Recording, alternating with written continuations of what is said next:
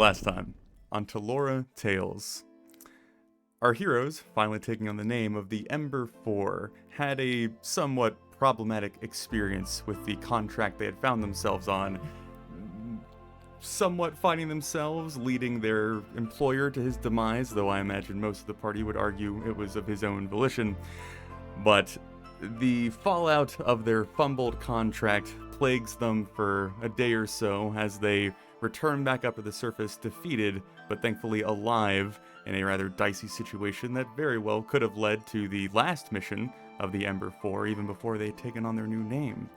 But as they go back to Camus and Ayla and lick their wounds and try to analyze how to proceed forward in a much more tactful and hopefully successful way, Braynoon ends up being selected, partially forced into a leadership role of the Ember Four, which hopefully will lead to some better decision making, or at least a more routine approach to different situations.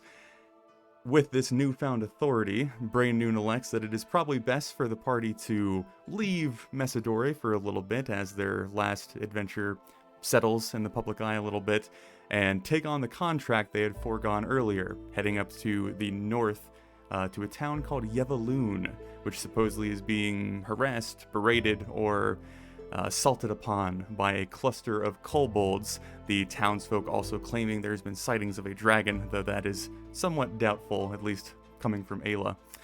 It is now not June. I almost said June. What comes after June? I'm not thinking straight. July. It is now July 1st, as our heroes are leaving Messidore on foot, taking the northern road that kind of mirrors or parallels the large river that runs through the life valley of the elven people.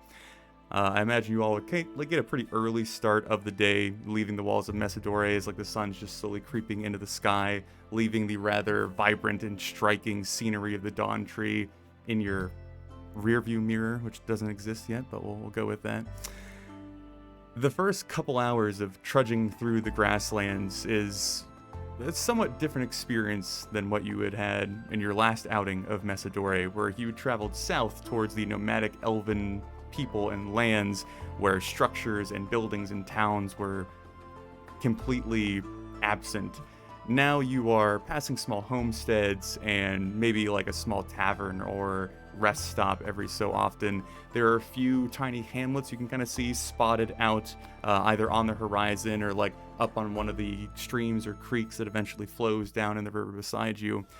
But it's fairly easy going. The road is maintained and well kept, and you would pass a couple different travelers going every sort of direction. Some of them appearing to have goods, some of them appearing to just be moving about their potential tasks at hand.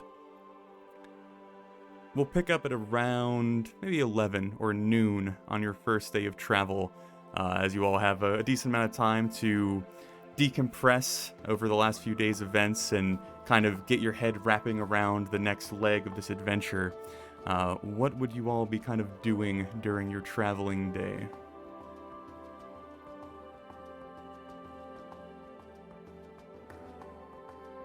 Well, I am just out of force of habit or practice,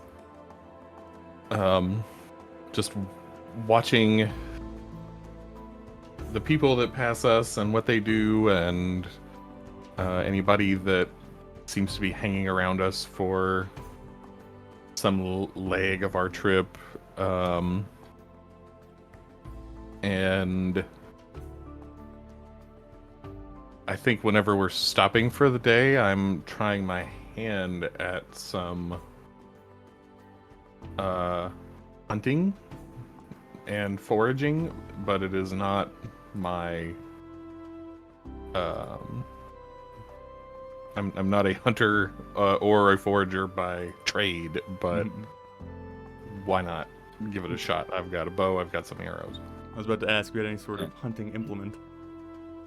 And to kind of piggyback off of that, I think after our first trip out to see the ogres, a little bit of the newness of seeing these wide open fields would be gone, but he's still very much like in awe of the landscape and something that is so clearly not a city. Thomas is pretty impressed by that, but nature is something that he's never really dealt with on this level.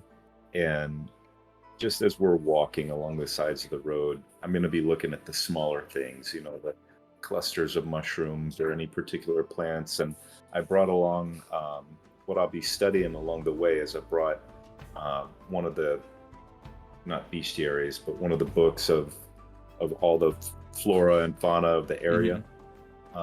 So I'm just kind of making study of that as we go along in kind of a practical exercise. So Okay. that's what Sparkles is. Mr. Sparkles is alive and well again, and he's kind of prancing about with me wherever we poke around. I think we did mention previously that this was Mr. Sparkle's first time being forcefully removed from this plane. So when you had resummoned him, he did seem a little bit skittish or almost kind of like flinchy at various motions or touches.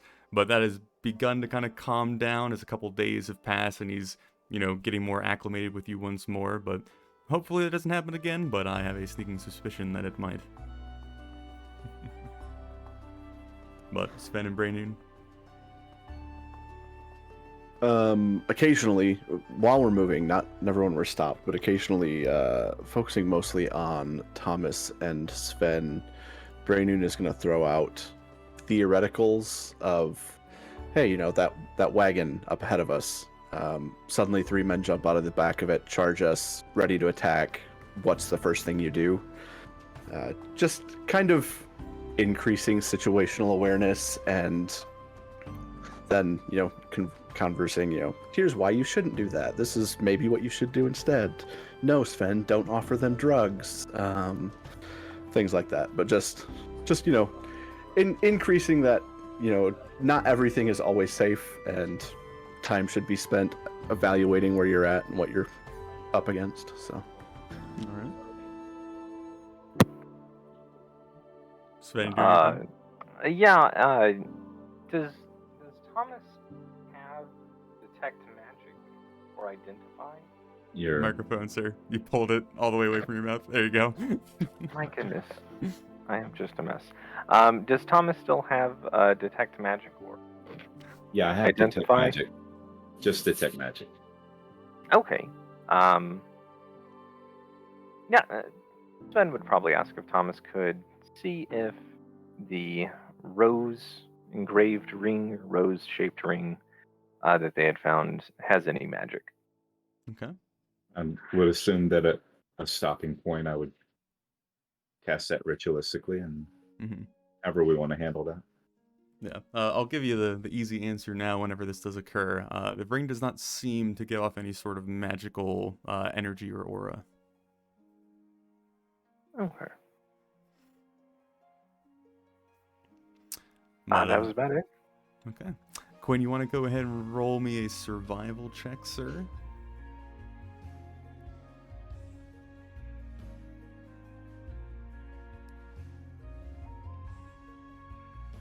$16. Oh wait, that was what I rolled. 18. Okay. So as the first long stint of your first day of travel is kind of over with, and you are using the shade of, trees and brush to kind of hide from the noon sun, you try your best to acclimate yourself with this strange terrain, while you're not a complete stranger to being out in the open in nature. You're certainly not a professional or an expert on the matter. You would spot, smaller field rabbits, maybe a few kind of deer-like animals off in the distance. It's a little difficult to get too close to a lot of these different wildlife, being pretty skittish and pretty used to steering clear of whatever population or human or traffic is near the roadway. I guess I will present you with the opportunity of trying to go for a bigger game that might be more difficult to take down, or going for a smaller game that you're potentially more successful at achieving. You are muted. You are still muted.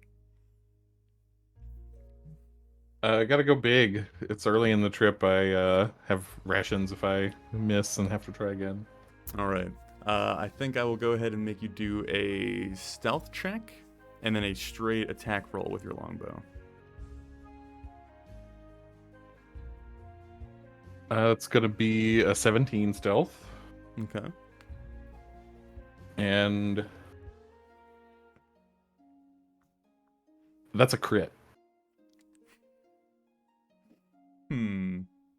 25 to hit. So no usable meat now.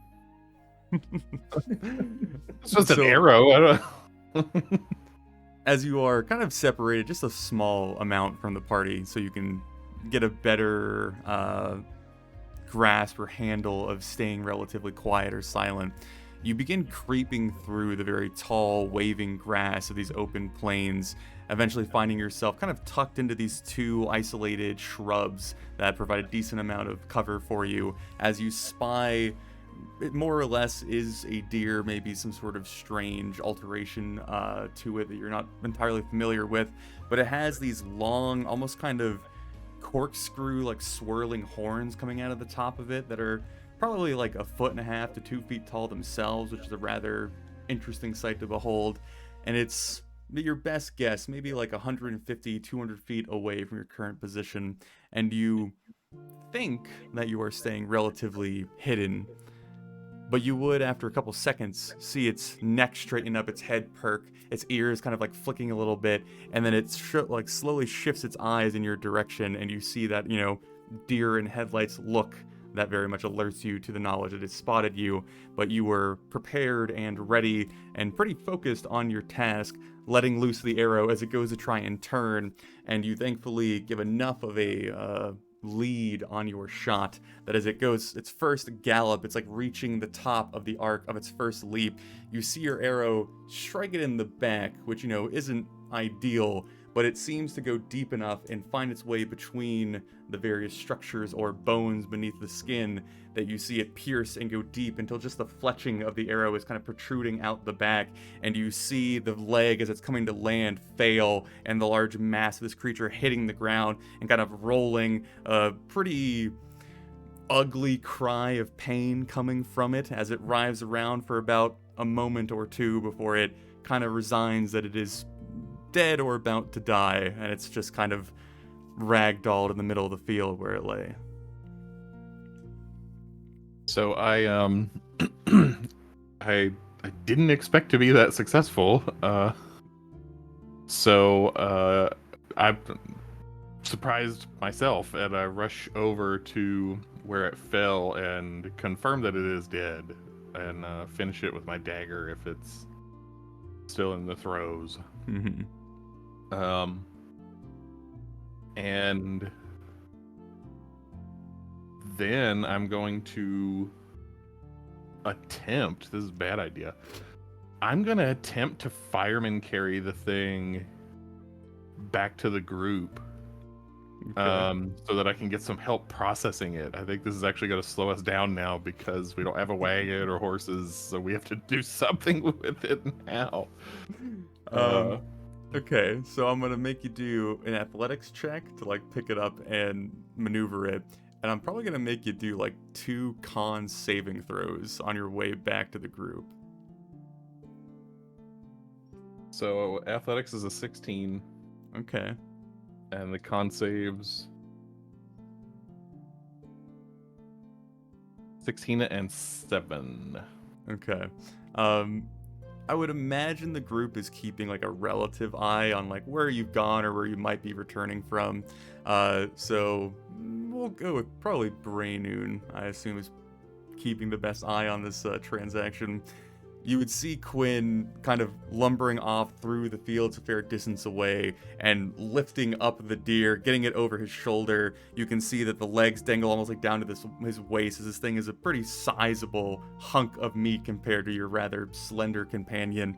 And he kind of just like reaffirms the weight on his shoulders, starts trudging through the grass, and you can already see like his face beginning to flush, the effort of carrying this thing very much starting to weaken your resolve, you get perhaps halfway back to the roadway. You're very much in line of sight, Brainerd kind of still observing, as there is a kind of deceptive dip in the field that you can't quite perceive because of the tall grass, and your foot lands in it, and it's just enough of like an unexpected give that you kind of fall down to your knee, and then the weight of the deer kind of like pressing on your neck, and there's just like, oh, like this slow kind of low burning pain on your back as you try and like struggle up, but your knees like buckled enough that you can't quite get your weight under you.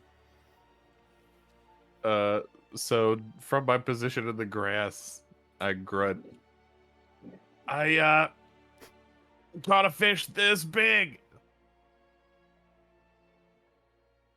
Yeah, starting about the time that he hefted the deer up on his shoulders, Braynoon's just been shaking his head in disappointment. Like, he's been worried about, Sven and Thomas, and I'm just like, oh. And as he falters, again, kind of look at Sven, look at Thomas, shrug his shoulder, and start walking out towards him. As I get with it, like, I don't want to yell, like, shout to him, but as I get close enough that, like, my voice will carry to him, I'm just like, did you happen to think this one through at all? What? Did you happen to think this through at all? I definitely bit off more than I could chew. It seemed like a good idea at the time. I was there, he was there. I had the shot.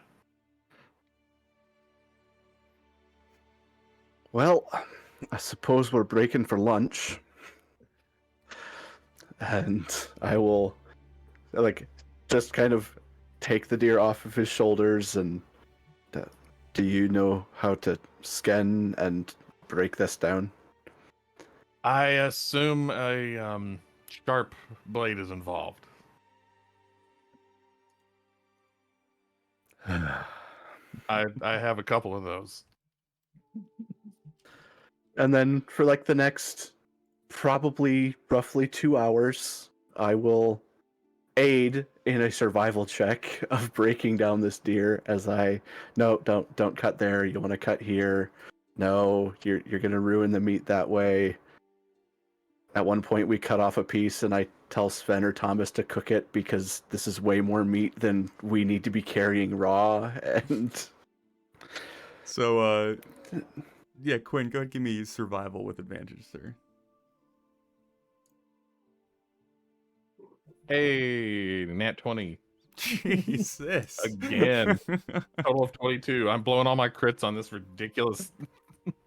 We're gonna get to like a life or death situation. It's like 3, 5, 3.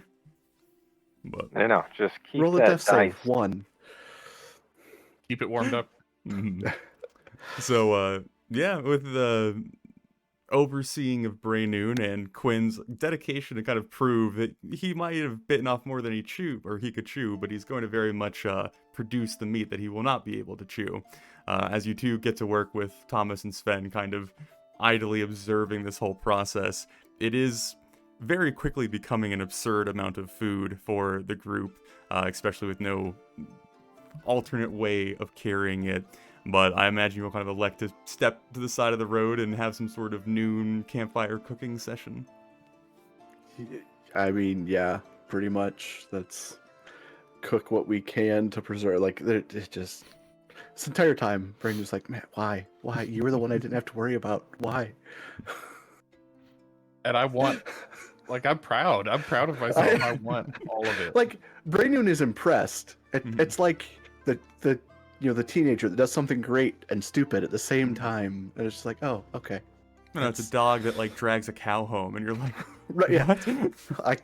Well done, I guess. But yeah, that's because like we don't have salt to do any salt preserving of this while we travel. It's just I want one of those like 100 pounds of raw meat. Dead bundles where the hide is wrapped around the horns. You could keep that if you want to. I want that. I will. Yeah, I'm going to. I'm gonna carry this thing all the way to our destination, and somebody in that village has to know how to work with it. Okay. I will make a recommendation to him. Like, anytime a wagon passes us, you might want to offer a sale some meat. It's going to go rancid before too long. An unseen servant can carry. It's has a strength of 2. So how much weight can an unseen servant carry? I do not know Not much. That's like what, 10 pounds? Well, how long does Unseen Servant feasibly last? 1 hour, cast ritualistically. So every hour we spend 10 minutes to resummon it.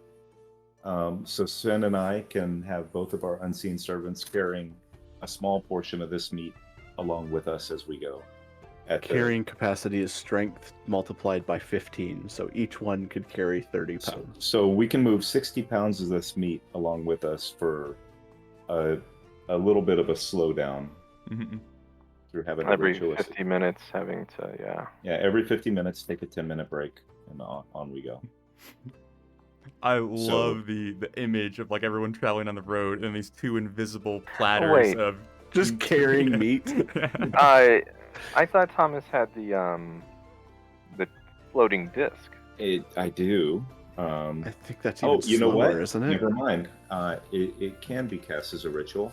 It can carry 500 pounds, and let's see here. It does not seem to have any speed restrictions. No, it's just immobile if you aren't within. Immobile if you're within 20 feet. If you move more than 20 feet away, it follows. So, guys, I knew this would come in handy. Finally, here, just load it up on here when you're done, and I create the disc and start putting stuff. So, all right. So, do you guys still stop for a lunch break, or are you just going to process it and move forward? I think it is a combination process. Cook some of it, eat some of it, and then. And it floats 3. It's 3 feet in diameter. 3 feet in diameter. So diameter is all the way across, right? So that's not huge. So yeah, you couldn't really sit on it and work the meat. Just a bunch of meat floating in the open air in the sunlight. Hey. No, wait, the hide is on top of it, right? You just throw the still bloody hide on top and set the head on. And bake it under the hide. Yeah, there you go. Who needs a wagon? So if you all do partake in a lunch meal, a feast fit for kings, everyone give me a wisdom check. Just a straight wisdom check. I hate you. The delightful 11. 15. You're muted, James. 14. 13. Good lord. Okay. Gotta wait for him to come back. So Thomas, with the astounding wisdom that you hold, go ahead and I give you 1 inspiration die that you may pass to yourself or any companion in your group. I already have an inspiration die that I have not used yet, so I'll look over at Sven and Sven, this is wonderful. I mean, we're actually out on the road and we're doing useful things. I think we're getting the hang of this adventuring stuff. And you're doing really great too. Oh, thank you, Thomas.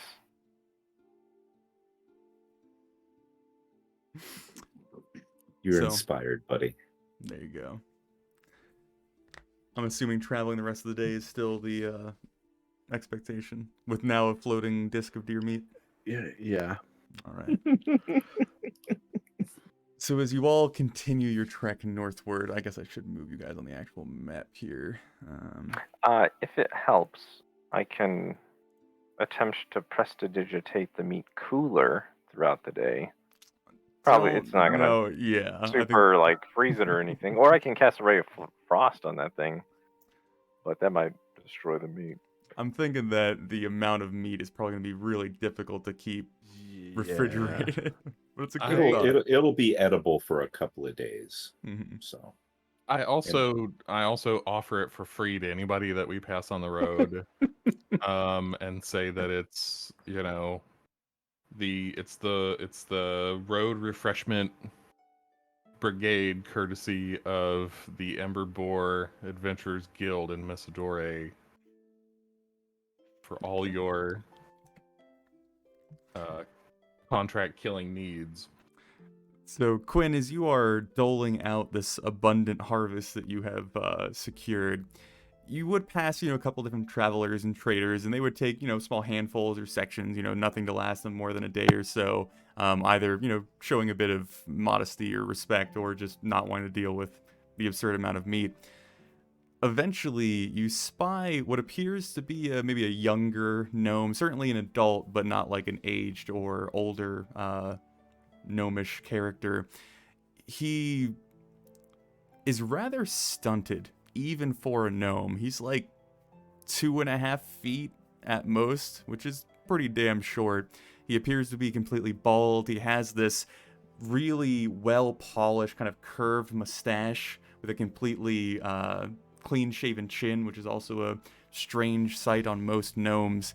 And he has these kind of orange, striking, like ambery, glowing eyes that are kind of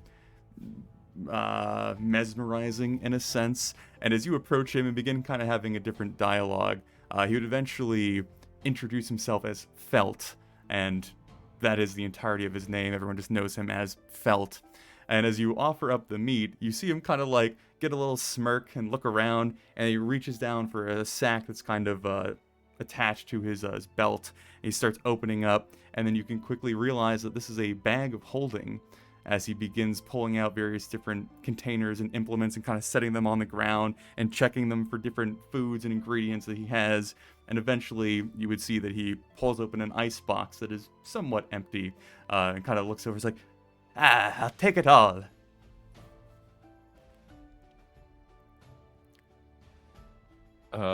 We've already eaten out of this kill. Mhm. Okay, I want to keep the hide and the horns, but Mhm. yeah, fine. So he would like slowly move the mass into his box, start like packing everything back up. He's like, the Ember Chores, you said, yes? We're the Ember 4 from the Ember Boar. Oh, that's clever. Is it? Yeah, okay, sure, thanks. It's hard to forget, I guess. That's the purpose. I'll look you up. It's a fantastic thing you're doing. Happy to oblige. Yes. And he just starts continuing his little waddle back towards. He's kind of passing you, heading to Messidore. So. Sir, I've heard of those, but I haven't seen one. That's a bag of holding, isn't it? Yes, it is. Where did you get it? I won it on a gambling match with a rather mean-looking tiefling, but you look very nice. Oh, I am very nice, but sometimes I get angry. But anyway, how would you sell it? No. No, I didn't think so. Do you know how much they usually cost? I'm certainly not an expert, but I think that, what was the pot? This was years ago. His wife was also in there, but she seemed less important. We're in the thousands of gold pieces, I'm pretty sure. Oh, that's a lot of money. Okay, Yes. well, bye. Which number of the 4 are you? Are you number 3? Either 3 or 4, depending. Lucky number 3. Starts walking away.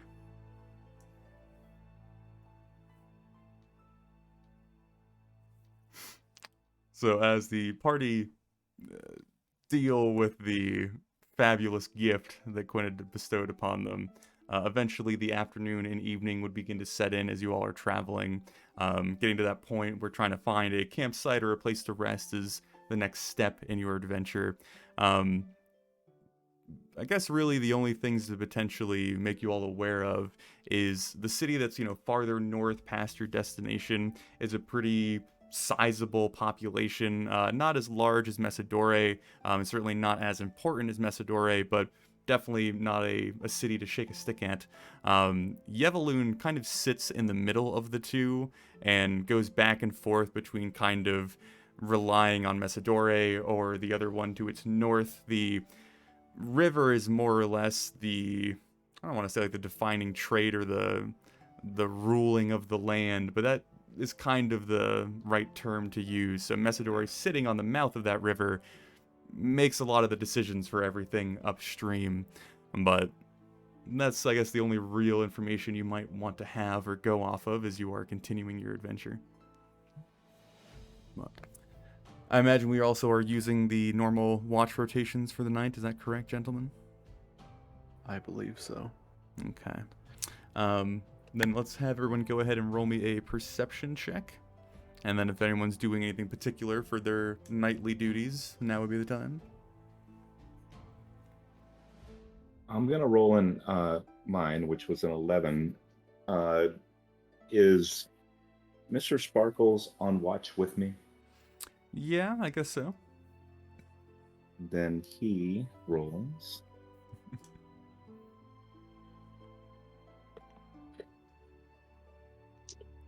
A 19. Okay. Sven, you are first on watch, sir. 19. Okay. And anything particular that you are doing? Smoking. Mainly. Reasonable. Okay. Quinn? 23. Okay. Anything you're doing, sir?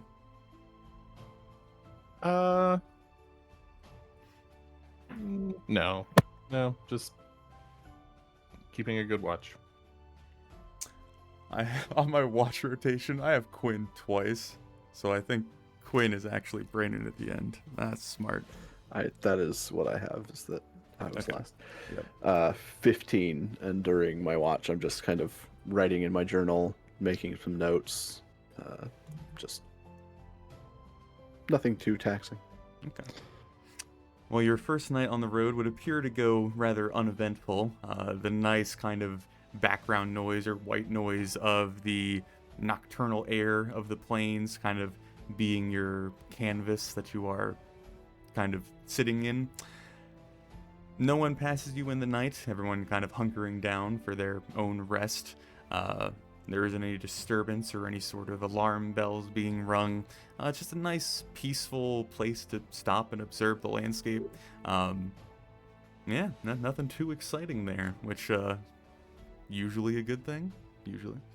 Yeah, picking up the next day, we can start potentially hand waving or montaging a fair amount of this. I guess I'll pose the question to you all if there was anything specific you wanted to accomplish in the next day or two that might be relevant. This seems like a good time to start working with the group on some hand signals.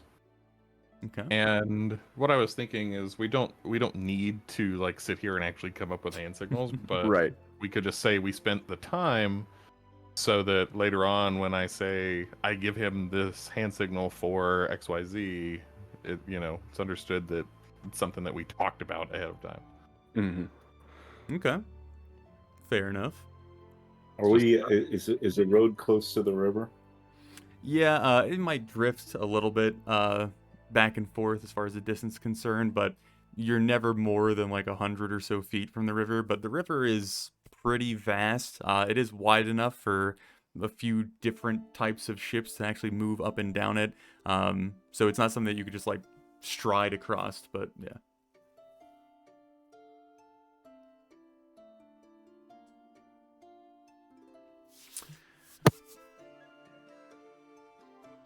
Yeah, I think learning hand signals good. Okay. I continue the same thing I was doing before of just, if this happens, what do you do? Mm-hmm. So it's perhaps just beginning to get to the afternoon of the second day of travel, which I guess is also the second day of July, which is nice how that all lined up. Um, Again, kind of the same thing I've been describing, people passing you by, general easy going on your travels or adventures. Eventually, I don't have this written down, and I should. I think Braynoon, you probably have the highest passive. Oh, Quinn has the highest passive perception. Yeah. We will go with you then, sir. Quinn, as you are riding the high of establishing a new form of communication amongst your fellows that honestly probably will save your lives at one point, I'm sure. You're kind of keeping a general scan of the immediate area going on, being potentially the wariest amongst you, and also trying to find a bigger deer to burden your party with. You would eventually, off in the distance, and this is, again, maybe like almost a mile or so away, so it's a little bit difficult to discern details. There appears to be a rather modest tree kind of standing alone on a hill, and it doesn't grab your attention too quickly, except for the fact that there appears to be some sort of humanoid individual kind of standing near the base of it, and is clearly wielding some sort of longer implement or tool, and is doing some sort of task on the ground or near its feet.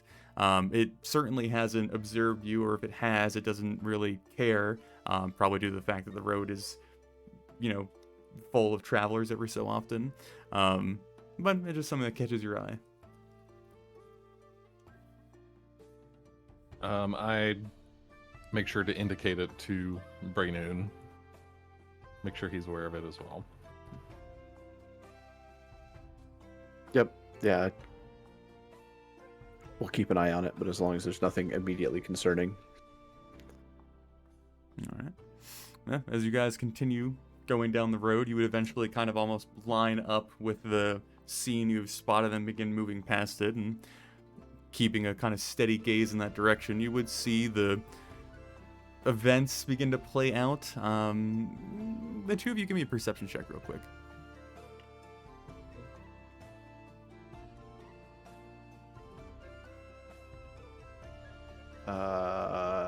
Dirty 20. 7. Okay. Thanks for already betraying you. As you are kind of just getting to the limit of your vision, and you've moved far enough past this scene that it's a little difficult to really even keep your eye on it, you do imagine or assume that you spy the first humanoid that you spotted reaching down and picking something up or moving something. And with the very vague shapes you have to work with, it appears to be some sort of long bundle, maybe a bundle of blankets, maybe a body in blankets, some sort of longer, I guess, loose object that he is kind of maneuvering around. And we're moving past him at this point? Yeah, you've kind of already passed him to an extent. I'm gonna bring the group to a stop, and I want to take a quick look around. I'm assuming, like, where we're at, there's no sign of any, like, homes or, like, anyone living in this area necessarily. There's not a small village or anything. Like, if you No really signs of that. started, like, searching the immediate area, you might be able to find, like, a small homestead or a hovel. But as far as, like, towns or civilization, Right. there's not much currently around you. And you said it's the tree that he's nearby is abnormal for this area, like not like horrible, but just like it's larger or something than. No, it's just a pretty plain-looking tree set atop a hill, and it just kind of stands alone, which isn't too unusual in the plains. So I'm torn. So I will verbalize what I'm thinking. So I saw him pick up something that could have been a body, could be completely legitimate. He might live nearby. Perhaps this is a family cemetery of sorts. But, like, he's not acting like he's doing anything wrong that I can tell or have been able to tell in watching him so far. Mm-hmm.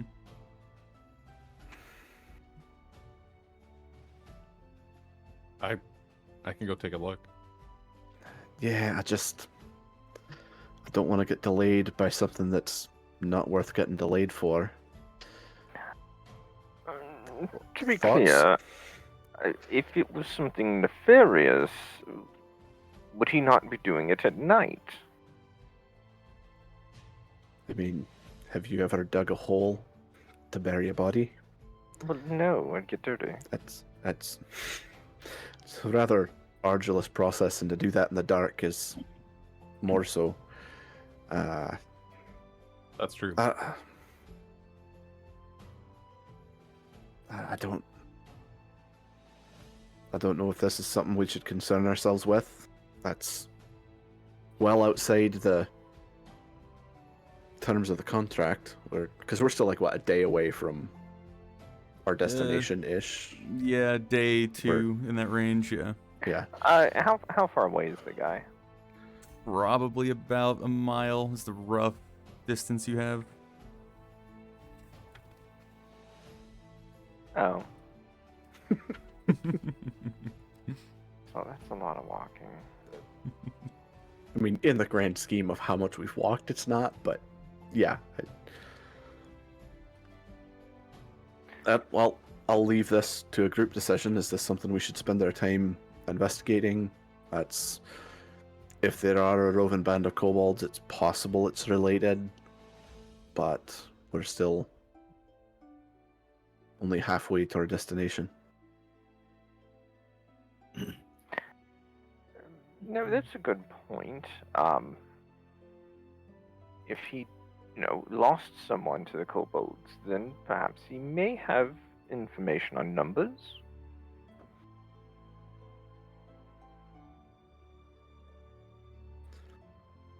Let's go see what he's doing. And I will turn around and start walking back towards this guy burying something, apparently. Or What doing time- something with something. It's mid-afternoon, whatever. What time? It's mid-afternoon? Yeah. I cast Mage Armor. Okay. To be fair, for the last 2 days, I have been drilling you guys with what happens situations. Does anyone else call out before we hit the 120-foot mark away from him? I mean, at that point, as we got closer, until I have some idea of what he's doing, I'm not going to do anything to draw it. Like, I'm not stealthing towards him, Mhm. but I'm not going to do anything to draw attention to us. Mhm. So, until I have a clearer picture of what's happening, What whether would that you happens do, before Sven? 120 Yeah. feet or not, I don't know. Oh, I mean, if nothing's going to happen before we hit 120 feet, Sven would just message out, yes, do you need help? So as you all break off the road and begin going through the grassland up to the hill, you begin to get more pieces of the puzzle as you grow closer. Everyone's attention kind of fixated on the small scene. It becomes more and more obvious that the tool that he wields is some sort of spade or shovel, as he uses it a couple different times to stab at the earth. There is the actual bundle that he was moving earlier. He eventually actually does like heave or pick up enough to gently kind of guide down into whatever hole he had been digging. You would probably be approaching right as he gets it into the hole that he had made. As Sven, you would reach out and whisper, and you'd see him kind of like jolt up part way. He's still like crouched on the ground, but it's clear that you've kind of gotten his attention, and he begins to look around before he replies, because he can reply with this, correct, sir? Yeah.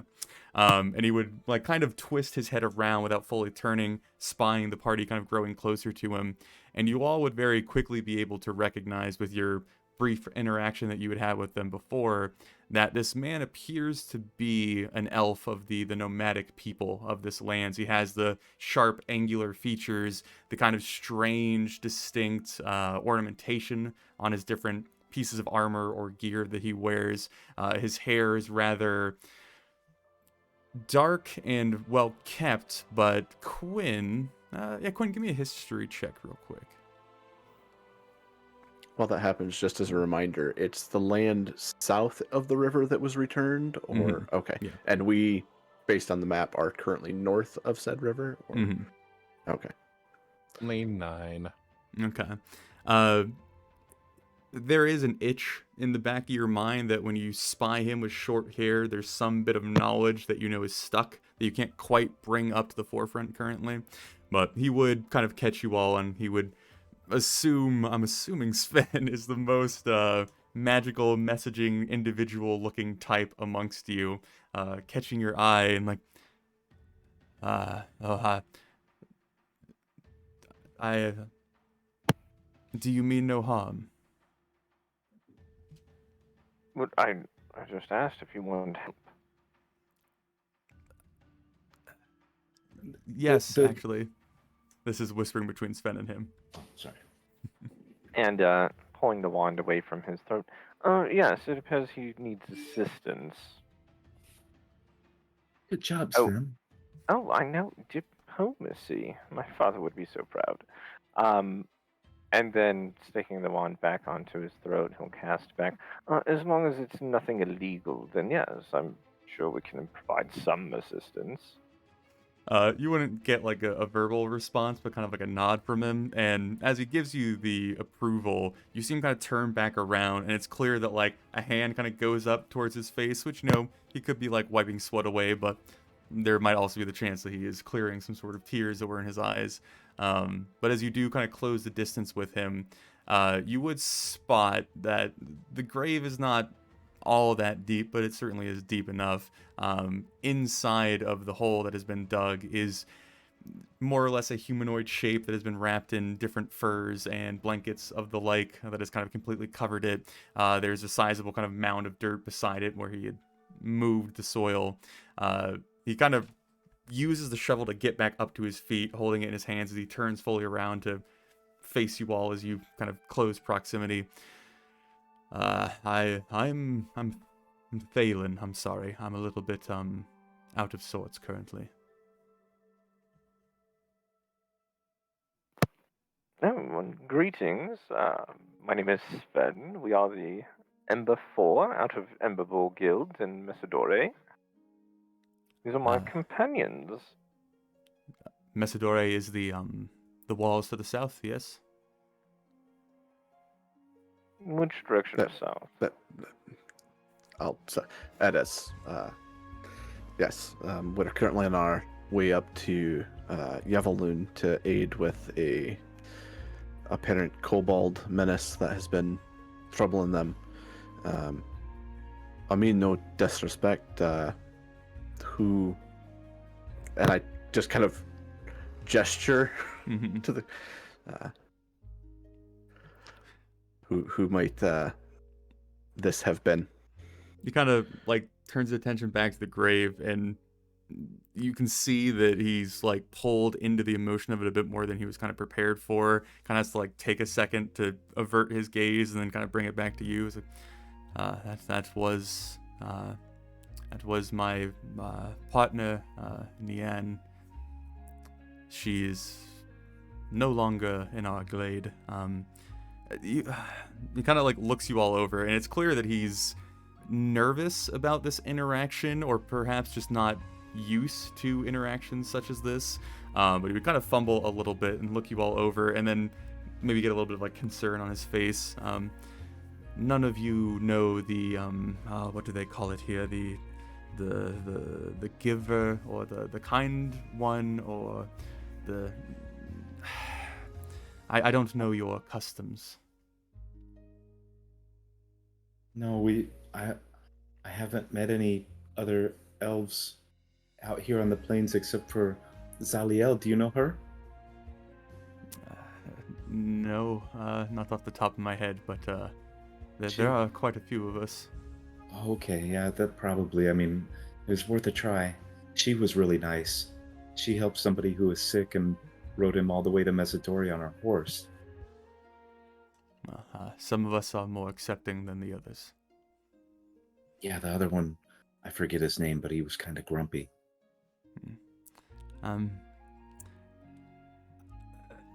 I find myself at a loss. I was trying to get Nian back to your walled city before she left, and she was very devoted to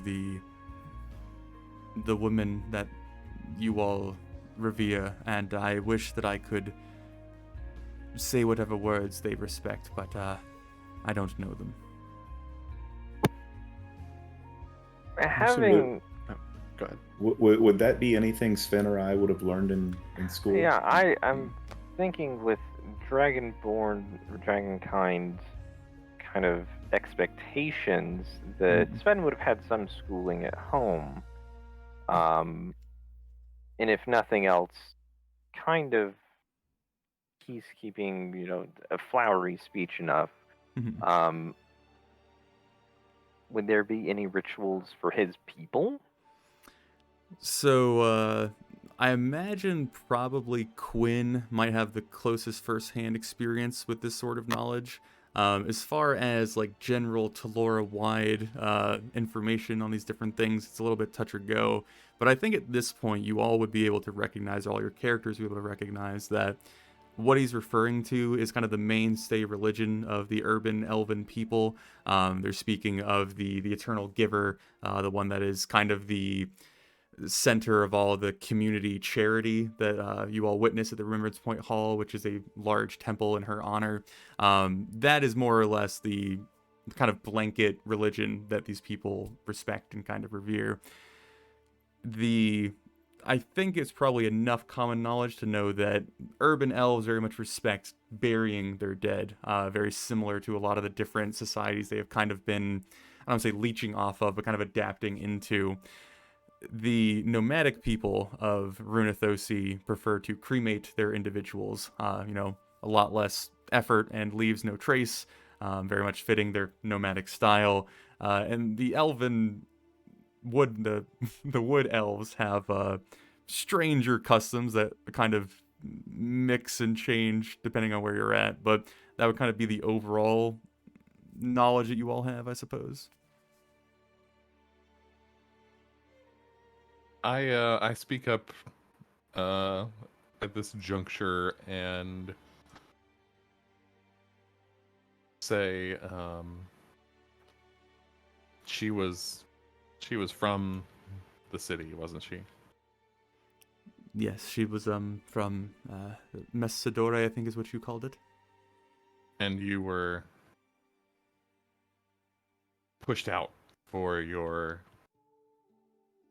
union? That is a polite way of saying it, yes.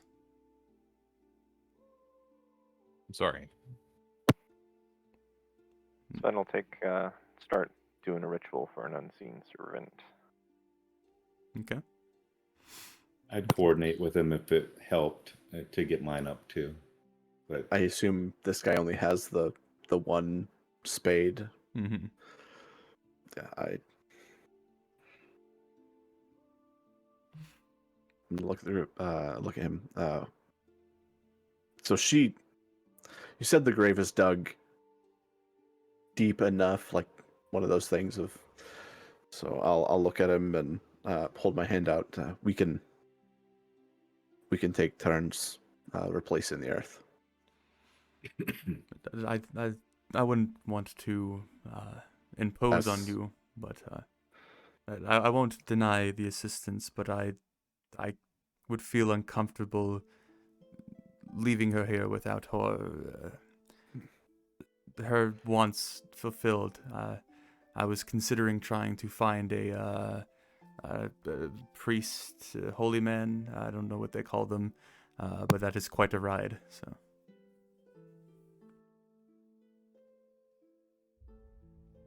Aye, and we aren't. And I kind of look at the group. As far as I know, none of us are devout in any of our beliefs. But if I may, if there's one thing I know, it is, depending on the definition, love. My dear fellow, did you love her? Yes, I am rather confident in that one. Was she your wife? You said your partner, but was she your wife? I don't think that we share that uh, process with you all. Ah, well, if it helps, he'll pull out that rose ring and present it to him. Bury this with her as a symbol of your eternal love. Kind of like takes it and looks at it a little strangely, like not quite sure how to receive this gift, and gives it a little look, kind of like fidgets it a little bit in his hand. I suppose this is when, is it the thinking that works? What is you say the term? Well, normally you just put it on your hand, just on the finger. But yeah, and Sven will take it back and gently place it on the abdomen area. And will this have been, say, enough time for the servants to pop up? Sure. Okay, so yeah, once he drops it around. Theremin, move some dirt. You see small little unseen servant piles of earth starting to lightly move. He would kind of watch this all with a slight amount of concern, but that seems to begin fading as more and more of the dirt is kind of returned back to the hole. After maybe like 4 or 5 collections have been pushed in, you do see his eyes kind of begin to water again. There's like one stray tear that kind of like breaks free and goes down his cheek. He's just kind of like almost gripping the shovel more for like support than actually planning on using it, as he is watching whoever he was connected to being buried. It doesn't take a genius to spot that this is a process that he is very uncomfortable with, though he is trying to do his best to kind of surge through it. But yeah, that would more or less be the scene unless anyone does anything differently.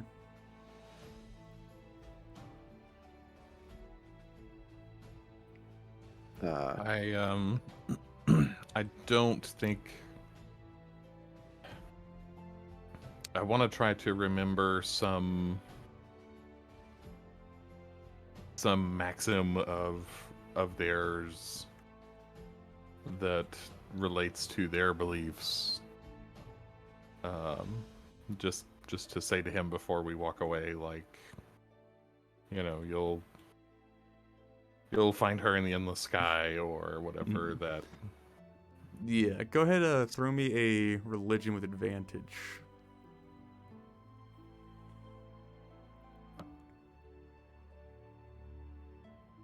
That's a nat 20 again. Jesus Christ, dude.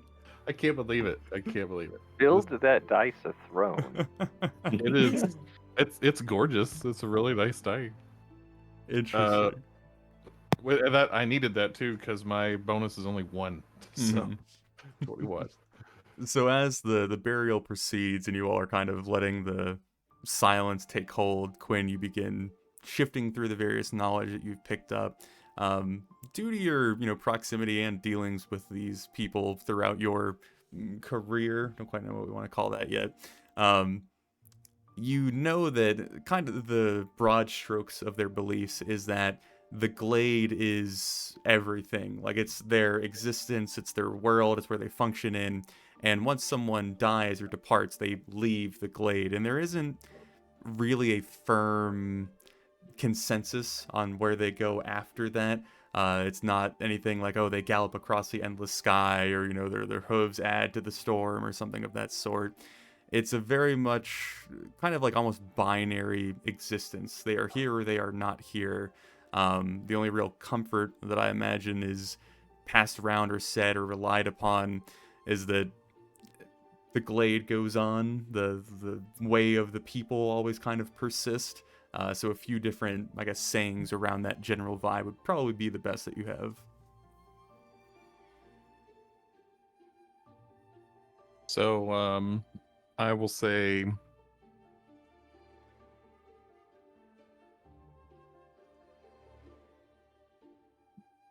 The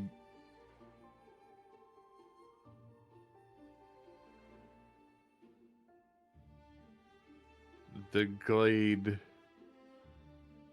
endures, and through you, her trail will remain on it. You kind of nod along as you speak. The tears have kind of stopped flowing, but they have certainly stained his kind of sharp features. As the actual first layer of dirt has kind of been fully put over his loved one, he kind of taps the shovel against the ground a little bit. And he doesn't immediately respond, but you do see him having a kind of unspoken conversation with you, Quinn, before he reaches back behind him, and he has this kind of quick leather flap satchel attached to his hip, and he flips it open, starts digging around kind of blindly, and eventually pulls out what looks like a long ree, much like the very thick, tall grass. It's almost like bamboo shoots out here in the glade. A very small version of that has been hollowed out, and there's a few different holes poked through it. And he would offer that up to you. He's like, "Are you familiar with a wind whistle?" I have I'm acquainted with it. He would kind of hold it out to you rather gently, and it appears to be fairly well worn, like the actual, it's not lacquer, but the kind of green bark or flesh on the outside has been worn to the kind of lighter wood beneath it. And I imagine, again, Quinn would have general knowledge of these things. The nomadic people use these whistles to summon strong gusts of wind that helps remove their scent and their presence from different locations that they are at. And so as long as you are in an open environment, you may use this whistle to summon a long or a strong gust of wind, and he would hold that out to you. I will accept it graciously. Kind of give you a little nod as you take it, and I fear I have no more use for it.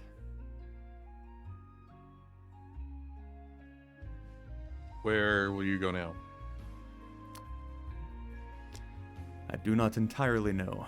I'm not familiar with your kind, and I am no longer welcome within my own. Even if you return with this news, they'll have no sympathy? One thing that is persistent across my people is they are firm and stubborn.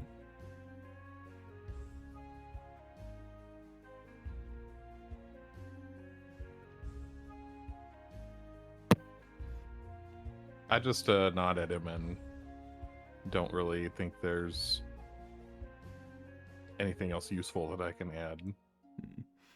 He would kind of after this appear to get a little bit of a second wind, using the shovel now to actually start filling in the rest of the grave before beginning to pack it down once you're all done.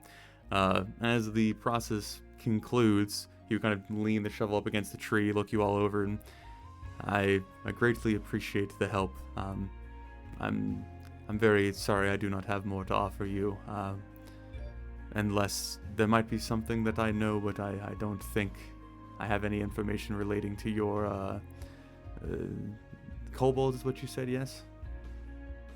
Hey. They are quite nasty, and they do enjoy their mountains, so you're at least heading in the right direction.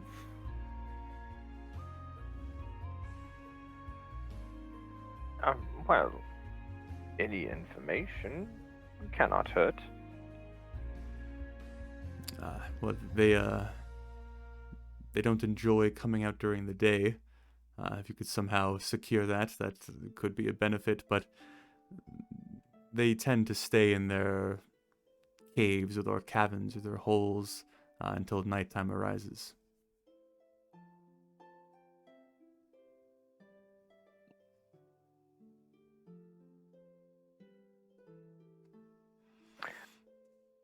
Sven will place a hand on his shoulder and thank you for that.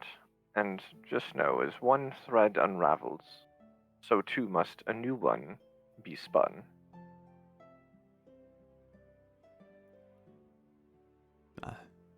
Yeah, so kind of like looks up at the thread that's like kind of snaking across the sky. One thing I haven't mentioned, or I haven't mentioned enough, I suppose, the continent of Runathosi is currently going through a holiday event that they call Passover, which is when the thread actually passes over Runathosi. And it's a several day or week long event, going from the western to the eastern side of the continent. Macedonia is quickly approaching their Passover day, which is, I think, alluded to a long time ago, of the cider that you resecured. Wait. Are you telling me we just left before a massive citywide party? I think the actual date for Passover, I put it as July 14th. So you have 12 days before that occurs. Okay, and it takes like 4 or 5 days. We gotta finish this fast. But yeah, so the thread is like kind of directly above the sky, which is a kind of nice or unique scene to see. But I decided to throw that tidbit out there because apparently it's important. It is now. But he would take all of your different offerings with, again, a nice nod and trying to be as useful as possible. And then, kind of make it clear that he plans on remaining here for a little while, so. Yeah, we'll say our farewells and get as far yet down the road that we can. All right. So returning back to your travels, getting back onto the roadway proper, spending the last couple hours of daylight, making a little bit more progress, I will go ahead and move you all once more forward.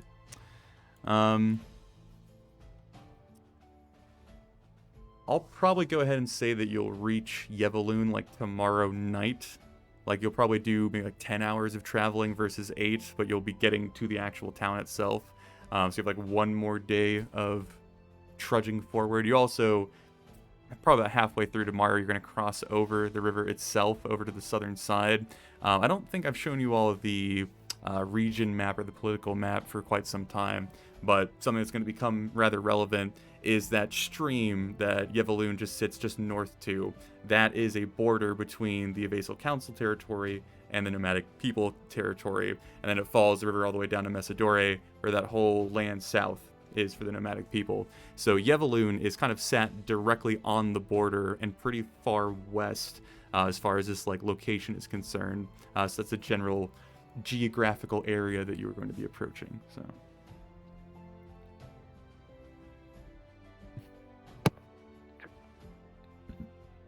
Clarify, we will be arriving July 3rd.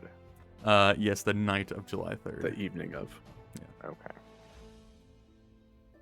Then I'm going to do some changing on my spell book after we go to bed. No. So another watch. Does everyone want to give me perceptions for them?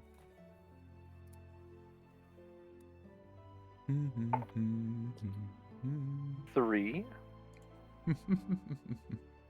All right. That's a dirty 20 for me and a 12 for Sparkles. Mr. Sparkles. All right. 7. 13. Okay. I guess I should pose the question to you all because I have not asked yet. What is your guys' like standard procedure for setting up camp? Like, what do you set up? Tents or bedrolls, or kind of like find a secluded spot? Do you just rest on the side of the road? Like, what's the expectation? I think I might be the only one that owns a tent, but yeah, I would set up my tent. I mean, I take care of immediate needs, so like making sure that, if we're doing a fire is taken care of, blah, blah, blah, and then probably while dinner is cooking, I would be setting up my tent, but... Immediately, as soon as we stop, it's always going to be unseen servant ritual. Yeah, and given nothing else, I would help with, cooking and general camp maintenance. But once I was left to my own devices, I'm getting in tune with nature. Well, I guess the ultimate question I have is, like, where in proximity to the road do you set up camp? Probably a couple 100 yards off of the road, Okay. just so that way the camp isn't like right on the road, but close enough that we can keep an eye on anything coming from the road, but Okay. far enough away that we aren't going to be woken up by a wagon that decides to drive through the night. So. All right. Let me double check something real quick. Okay.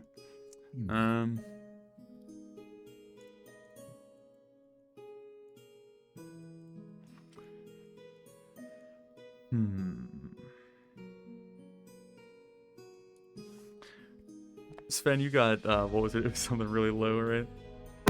Oh, a 3. Mm-hmm.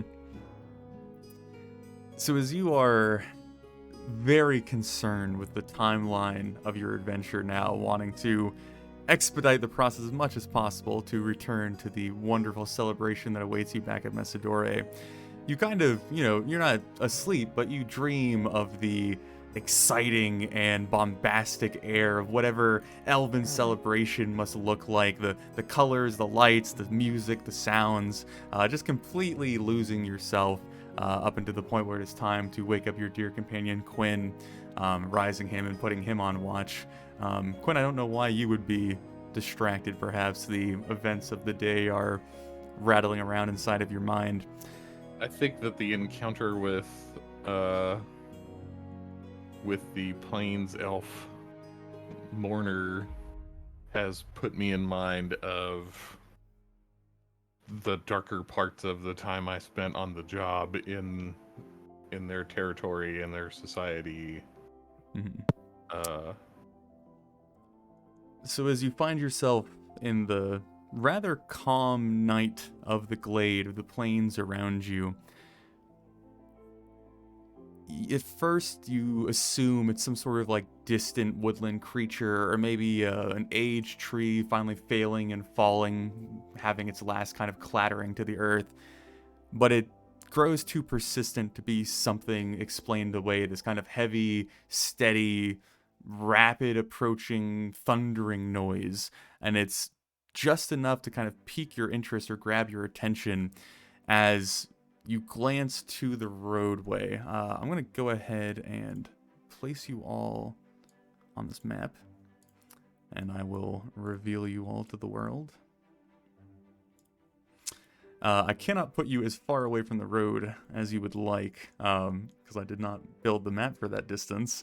So you all are going to be there as far as I'm concerned, and we can work around that if we need to. Let me actually go ahead and set this up. There we go.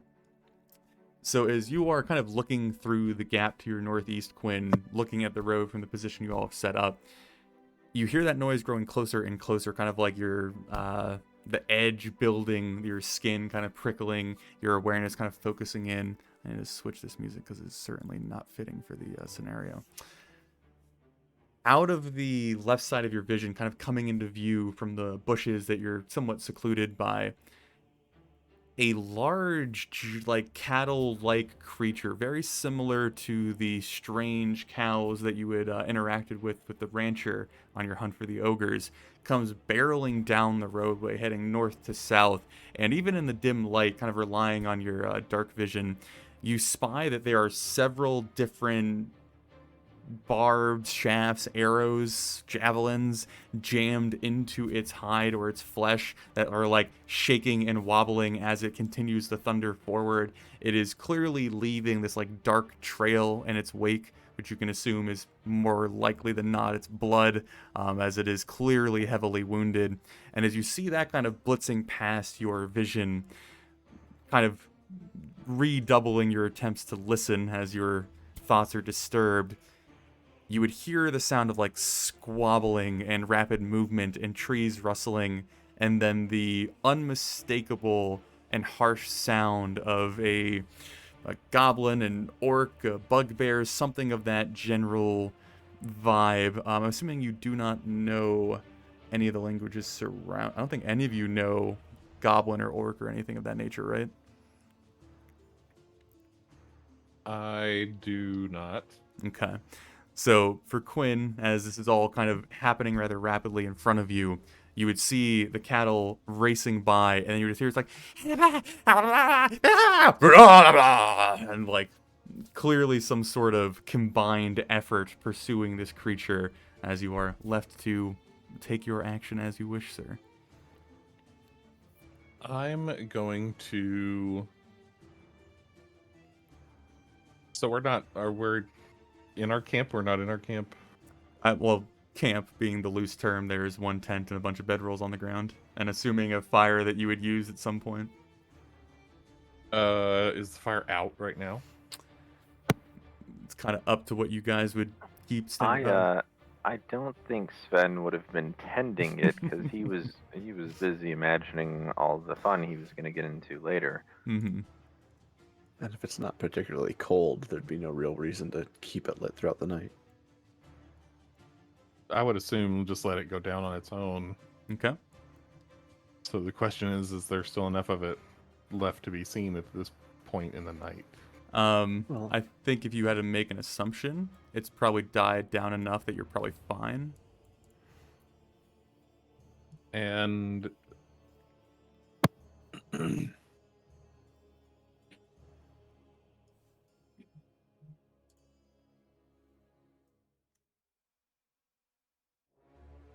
so I will go to Brainoon first and take him awake, and then give him a harsh whisper. Monstrous hunting party.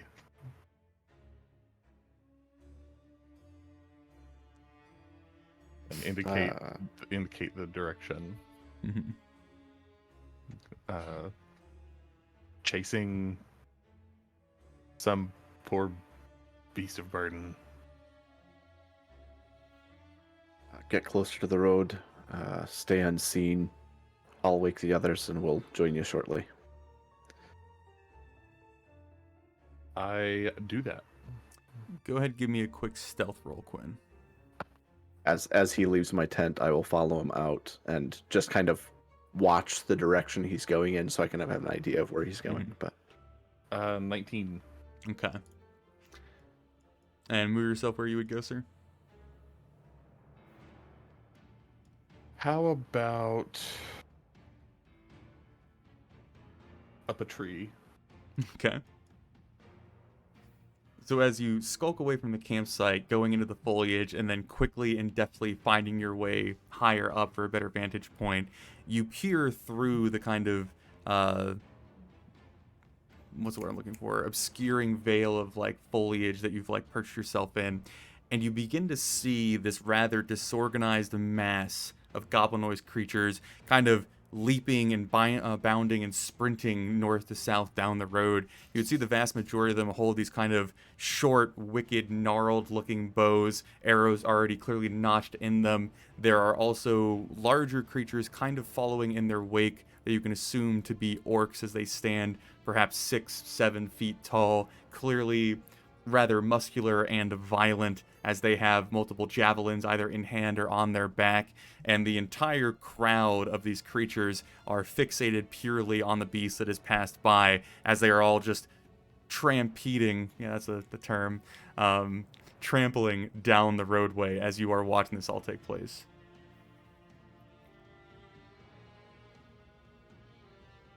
I, at the moment, am comfortable just to let them pass. They're not worried about us. They don't know we're here. They've got something else to do. So I'm just going to sit tight. And then Brandon, you are waking the others, sir? Yep, I'll go to each one in turn. As I wake them up, I'm not placing a hand over the mouth, but I have a hand ready to go over their mouth if they make noise, and I'm going to gently shake. I'll start with Thomas, gently shake him awake, and then I'll say the same thing to both, but Quinlan spotted something some sort of monstrous party chasing something down the road. Grab whatever you need. We'll join him shortly. Stay quiet. And then move to Sven, do the same thing. And then once we're ready, just slowly, quietly moving to where I last saw Quinn. So Thomas and Svenner, are awoken into the scene. You would be able to kind of stare off into that small gap that leads back to the road. You would see one goblin pass by, then another, and you would hear these footsteps kind of being joined and added to by more and more potential combatants as you are awoken to this kind of slideshow of goblins passing by. So is there any sort of reaction you would have to that? Yeah, I upon being woken up and whispered the situation as it is, I would quite as quietly as I could cast Mage Armor. Okay. Same. Okay. And then you all are choosing to try and sneak over to the woodlands that Quinn disappeared into? Yep. And not that it matters, because I don't have a disadvantage, but I am not currently wearing my armor, so my AC is 15, just in case it comes up. I'm going I do have my shield. Yeah. I'll back up as far back as I'm allowed to, and then head off to conceal myself as best as I can. Mm-hmm. Sven's gonna hunker down next to the rock he's right next to, Okay. and just try and stay small. And Brayden? I was heading towards wherever I last saw Quinn, so not knowing he went up in a tree, I'm probably heading towards the tree Okay. and looking for him, but there's a good chance he's hidden from my sight. So I think at this point, everyone roll me stealth, even Quinn. Roll me another one. 16. 22. 13.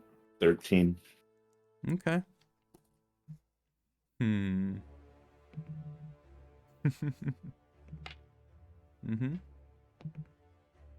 Okay. Okay. So as you all kind of tuck yourselves in the different situations that you can find, trying to stay out of sight of this potentially deadly force that you might have to interact with, they do continue to move further and further down the road as everyone's kind of reacting to the situation. Sven and Thomas, as you were kind of tucked farthest back and still have more or less like a straight line of sight with them, as Brandon and Quinn are kind of using the foliage off to the north to kind of actually like plunge themselves into, you would see multiple goblins going by more and more. I'll go ahead and actually move. Oh, it's not going to work. Here, let me separate you out, sir. Move these down to like maybe there. Sure. The orc that probably appears to be the most in charge, or at least he's the one bringing up the rear and kind of barking orders in a language that you do not understand. You see his step kind of falter as he is clearly hunting and trying to track the animal that has been injured, keeping his eye on the blood trail that is rather easy to spot. He is kind of sniffing the air in a very deliberate sense that you can clearly see as he steps and stops. And there's a small look of like curiosity potentially on his gnarled face before he starts like lifting his head up and doing like a little heavier sniff, and you see his face kind of beginning to move in the direction of the party.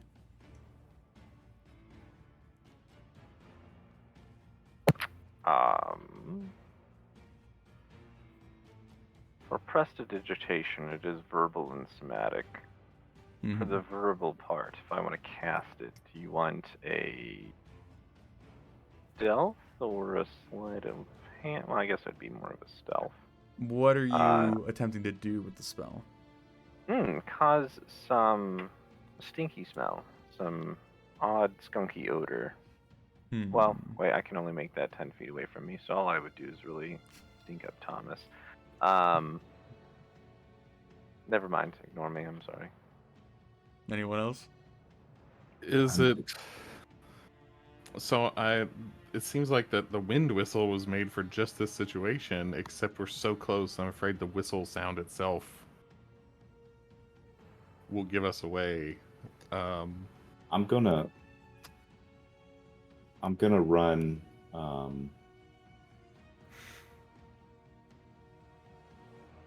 gonna run Mr. Sparkles right there Mm-hmm. and just kind of wait. Are you attempting to hide with him, or are you just sitting out in the open? I'm assuming that he's a ferret underneath a tree. And it's dark. Okay.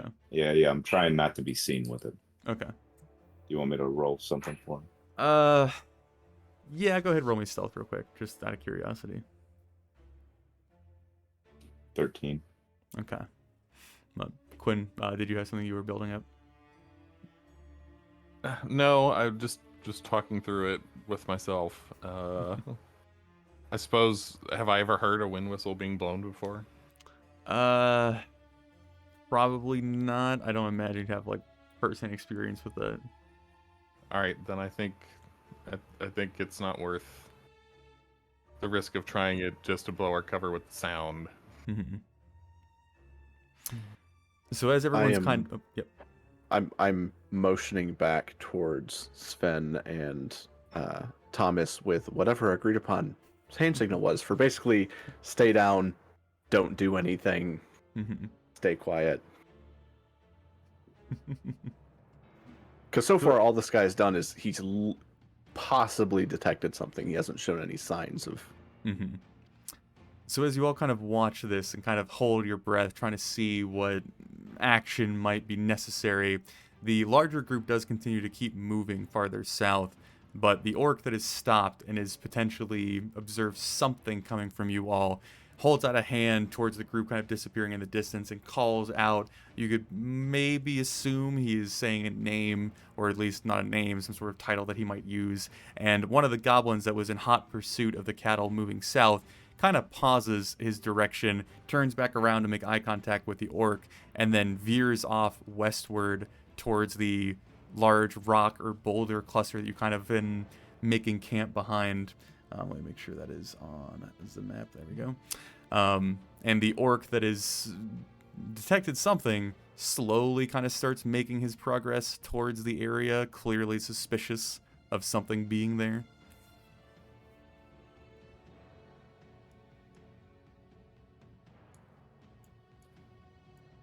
I'm going to, let's see, what's better, what's worse. I'm going to ready my rapier from where I am in the tree. Okay. What kind of weapon is he holding? Anything ranged or? Yeah, he appears to have a javelin in his hand, a javelin or a spear. You know, they're kind of crude. And he has, as far as you can tell, some sort of maybe axe or mace or like short weapon on his belt on his right-hand side. So I would like to run. He's got 20, 30. Yeah, he can make it. I'd like to run the Mr. Sparkles like out into the clearing here, Mm-hmm. like he's chasing something, and dart across his field of vision, and then dart back into the trees here. Okay. Okay. What's Sparkle's AC? He's really gonna throw a javelin at a ferret. The condition I set is he had a javelin throw ready for whatever came out of the woods. Hey, you never know. Ferret could be like a nice little snack. It's slow. What do they have, like a 1? As I see him start to ready his throw, what do I get to where do I get before he initiates his throw?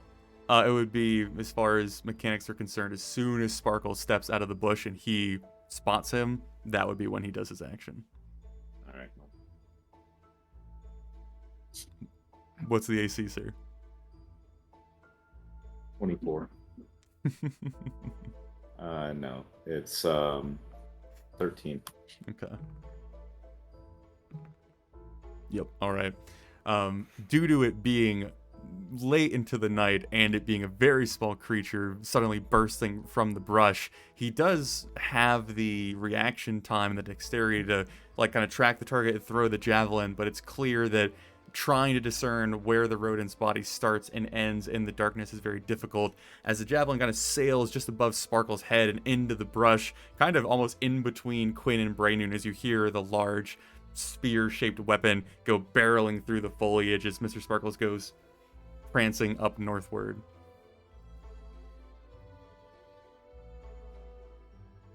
He's alive. But was that your full intention there, Thomas? Yeah, I just kind of I'm trying to make him think that whatever he detected was just a woodland creature of no concern.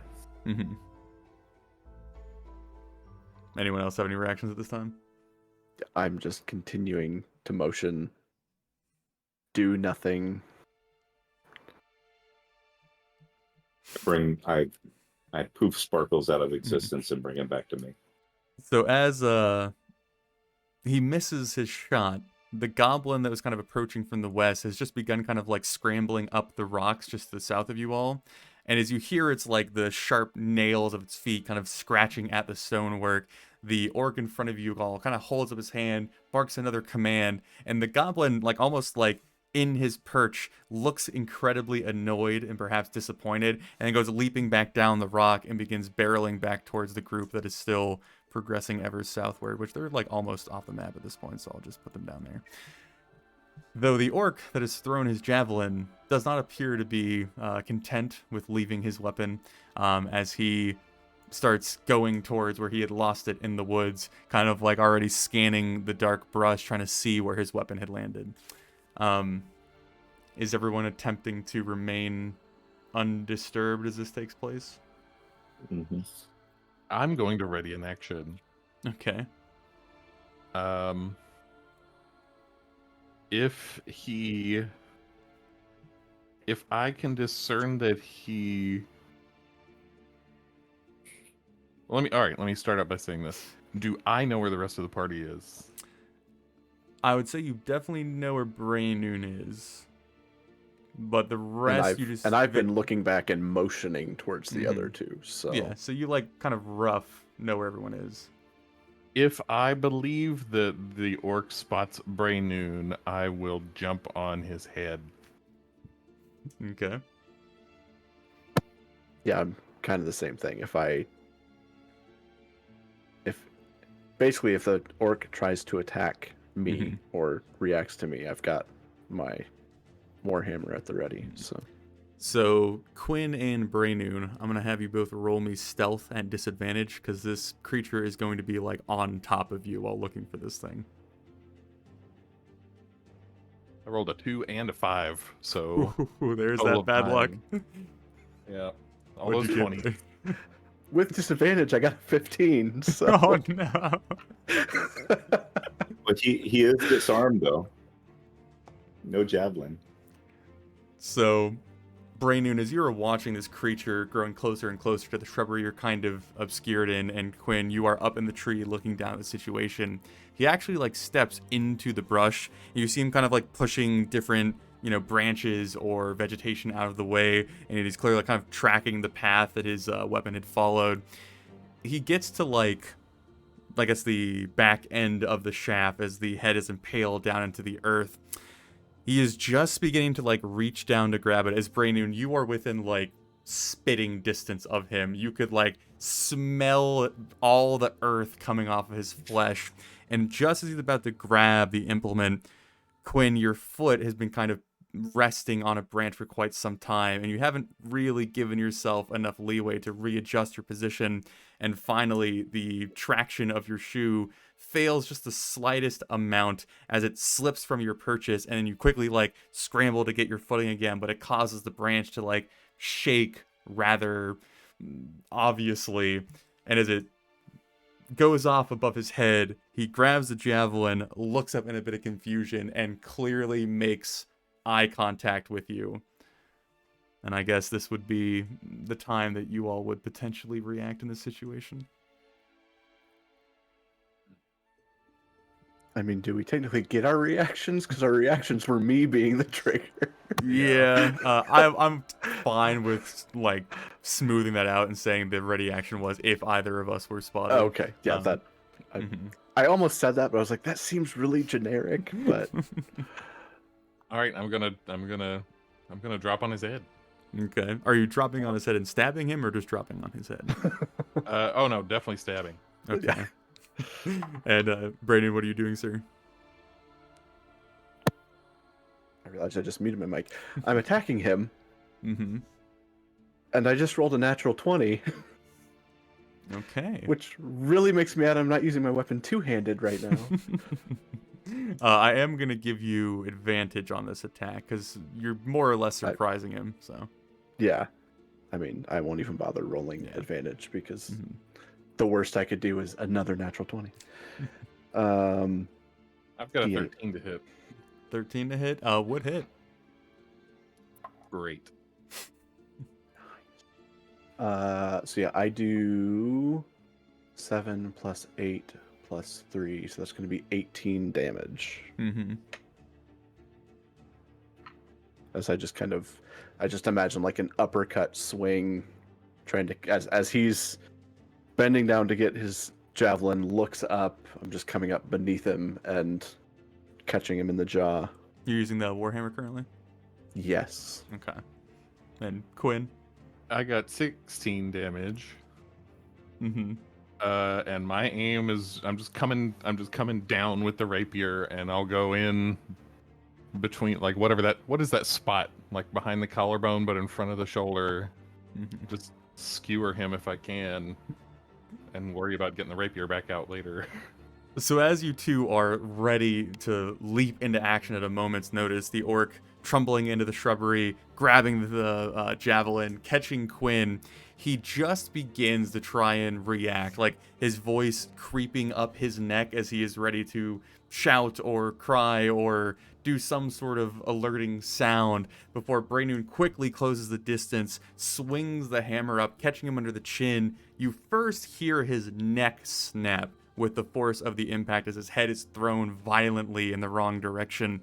And as his body is already beginning to like go a little bit limp and fail as he's standing more as like a inflatable wacky arm salesman versus a living human being, as he like takes one stumbling step back, Quinn leaps from above, rapier in both hands, and as you are coming down, you first kind of get your feet on his shoulder and then stab down into the other side of his torso. And as you watch the blade sink in, the life is already being thrust violently out of his eyes as his mouth just kind of like dangles open for a few useless moments as you secure another killing blow, because both of you would have killed him outright.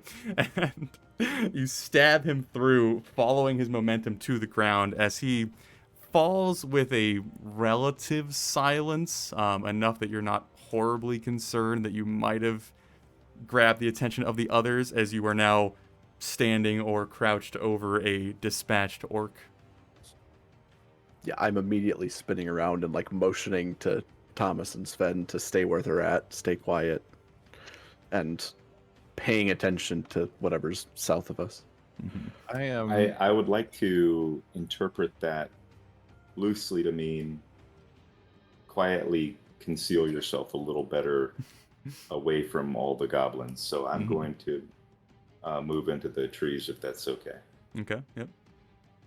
I want to hook under, like I'm gonna leave the rapier in him, hook under his arms, and start dragging him back into the trees. Mm-hmm.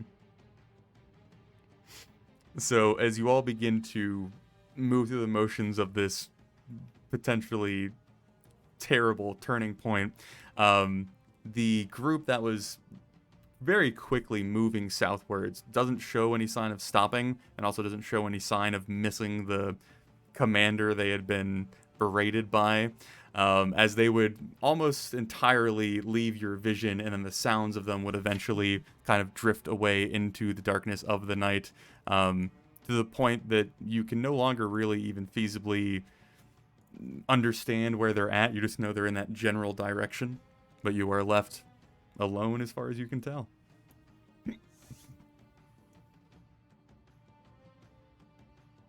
I'm gonna pull my sword out of him and wipe it off and search his body. Okay. Give me an investigation check, sir. While he's doing that, Thomas is definitely scared enough to need to go pee. 17. Okay. As the potential combatants disappear off to the south, and Quinn, you have repositioned the gentleman that you had dispatched, or I guess double dispatched with your companion. You begin to set upon his lifeless corpse, and clearly they're the obvious things that were revealed to you when you first spotted him. There's a javelin in his hand, or was in his hand. There is a rather crude-looking axe attached to his belt. He has, at best, maybe like scraps of hide or leather armor across his body, but they're not really in any sort of uniform way or any sort of design. It's very much like patchwork, which makes it questionable at best of if there's any sort of quality to be derived from it. As you kind of examine a bit closer, you do spy that he has 3 rings, all of them being on his pinkies, probably due to the fact that whatever he killed them for probably were not the same size as him, so to actually wear them, had to pick the smallest girth. There are 2 silver rings on his right hand and a gold ring on his left, and as you continue your investigation, there is also a burlap or canvas sack that is kind of lashed to his belt as well. Do you open that up, sir? As you pull the drawstring open and then kind of do the little opening to peer, you see that in the dim light of both being in the woods and in the dark, what appears to be toes, humanoid toes that are tan skin or close to, maybe they have been soaked or seared or drenched in some sort of sauce or liquid. The toenails have been removed for, you can probably assume, easier consumption. And amongst these prepared toes, at the very bottom of perhaps 15 or 20 digits, there is a bronze chalice that has been kind of thrown in the bottom of the sack that is pretty dingy and covered in a lot of different ichor, but it is something.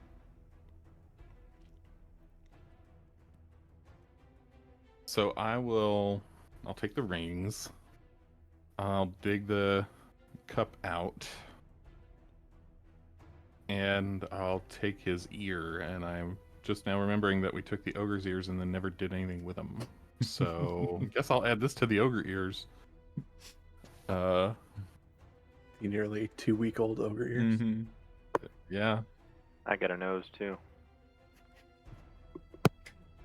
Yep. You guys are disgusting. That's why Brainu doesn't take trophies. And I'll just hang on to those for the moment. Collect myself and head back to where I was, sort of kicking over the drag marks that I made in the dirt. While Quinlan's kind of going over him, I'm collecting any tree boughs that have fallen to the ground or anything. Just I want to. It's going to be a piss poor attempt, but I'm going to try to disguise the body just so it's not. If they come back looking for him, not that I expect they will, but hopefully they won't find him and move on. Okay. Is it a fair assumption that you all are not returning to sleep in this exact location?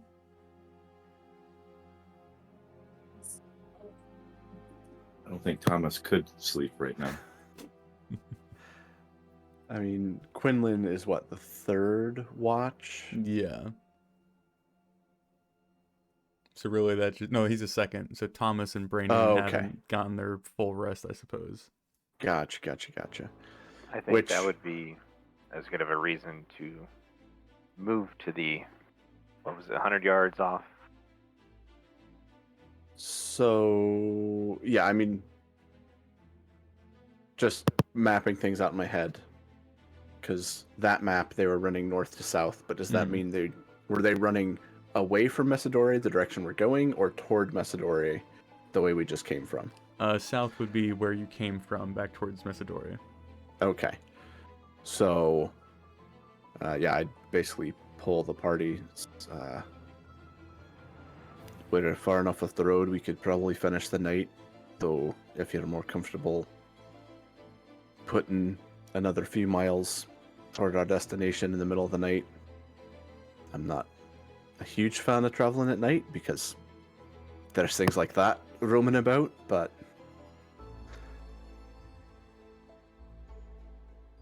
I would prefer my beauty sleep.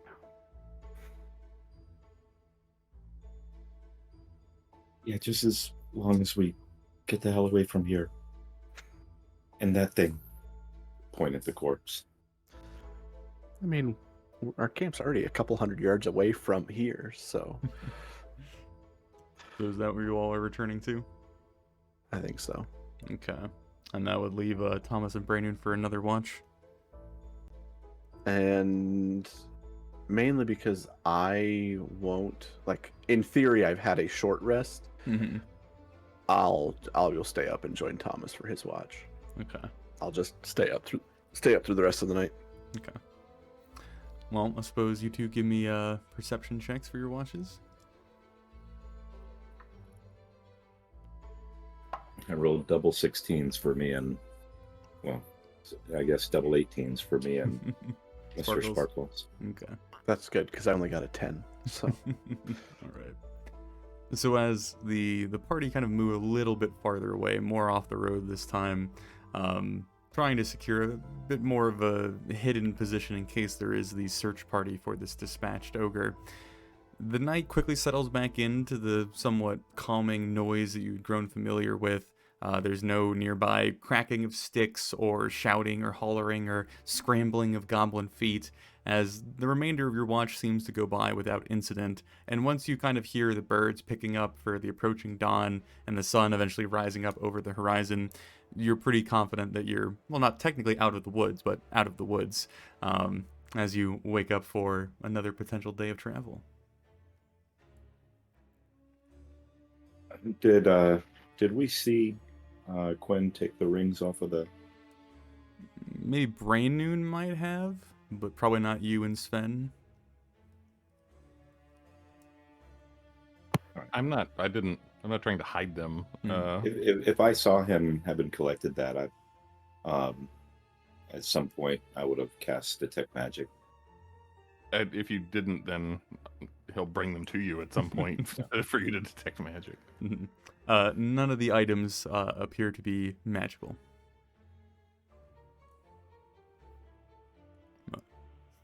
So, picking back up on traveling, gentlemen. All right. So, Yes. this will be the last day of travel, arriving at Yevaloon late evening, early night.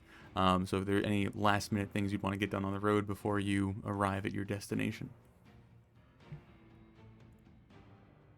Not for me. All right. nope, I give Thomas and Sven a break. No tactics training today. I the watch before last, not this one. Mm-hmm. I tried my hand at another poem. Oh no. So,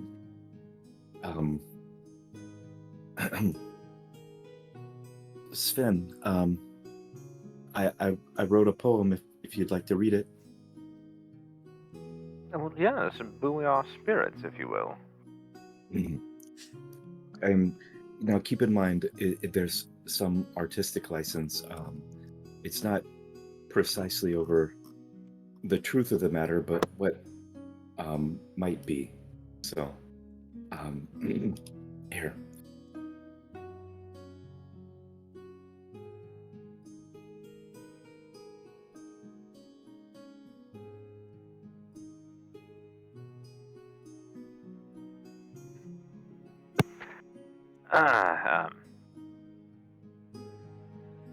In a land of fire and magic, where the dragons soar and fly, lived a wizard of great power.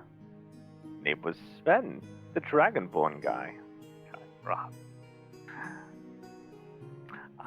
With scales of gold and eyes of fire, he roamed the land with great desire to find the answers to life's mysteries and to indulge in all its sweetest luxuries. He wore robes of silk and diamonds and breathed in incense, his mind in a trance. For Sven was a wizard who loved to party and to live life with a sense of hearty. Thomas, my goodness. He drank ale and spirits by the gallons, and danced with the ladies, their hearts all aflutter. For Sven was a man of charm and wit, whose presence made all the worries quit. But behind the veil of his wild ways lay a wizard of great power and grace, whose spells could shake the very earth, and whose knowledge was of immense worth. So if you see him, the dragon-born wizard, with his scales of gold and his heart a-glitter, do not be fooled by his party ways, for Sven is a wizard of great praise. Oh, Thomas, but too kind. I thought that maybe it would inspire you to... I shall be studious in our delightful Brainoon's teachings, then. I am, after all, and he'll whip his sword up, a bit of a martial character myself.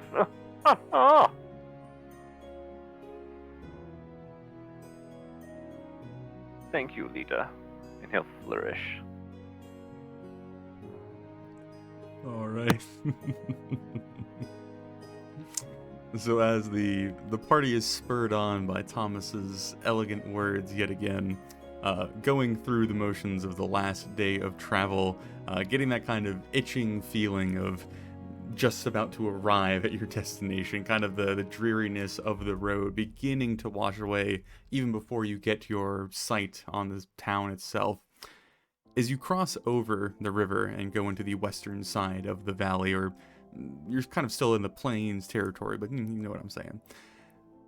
You begin to traverse the road that leads directly to the town, and you're able to spy like little glimpses of it as you are going over hills and small ridges, or at least the rolling landscape that kind of comes down off of the mountain to the west. The town doesn't appear to be incredibly large. The actual like center of it being maybe 15 buildings at most, with a large variety of like farmsteads and barns and thatch houses kind of dotting the immediate area around it. You'd probably assume, both going off of like the information you've gathered and the scene laid out before you, that there's probably not more than 100 or so occupants in this town, or at least not locals. The town itself isn't set on the main road, but is very clearly used as a rest stop or a resupply point between the two big cities that are north and south of it. There is, as far as you can tell, a few kind of, I guess, commercial buildings in the center of town, one resembling a tavern-esque aesthetic. There's a general goods store that you can clearly see the sign for, but you would all, I guess, approach rather unopposed, as it is rather late at night, most people having found their way into their homes. You all are just kind of picking up on the thin smoke trails coming out of the chimneys, the warm light kind of coming out of the windows, as you step into Yevaloon proper without any sort of official greeting, I guess. Sven, did you die? Not that I know of. Okay, your camera's a gray screen. Yeah, you might just want to turn your camera on and off again real quick. Not that I'm aware. Only on the inside. There you are. There you are. But yes, what would your guys' approach be to the town itself? I'll be following Braynon. Okay. As we approach, I'm personally a little surprised that our arrival seems to be mostly unhindered, given that apparently there have been semi-frequent kobold attacks here, but and given how it's getting late in the day, so I'm a little surprised there's not like some sort of watch, for lack of a better word. Mm-hmm. But yeah, I'm looking around to see, is there any damage to buildings? Is there any signs that there has been any sort of recent looting or attack here? As far as the actual like limits of the town are pretty vast, but the actual cluster, like the main street or main plaza of the town, is pretty small. So within the like 10 to 15 buildings in this area, they all seem undamaged or harassed as far as you can tell. But very easily the attacks could be referring to the kind of farther out settlements or farms that are a bit further from the town itself. Okay. Still a little surprised there's no watch, but that's fine. Can anyone remind me the name of the guy we're looking for? Because I somehow didn't write it down on my notes. It's a good question. First one to tell me gets an inspiration die.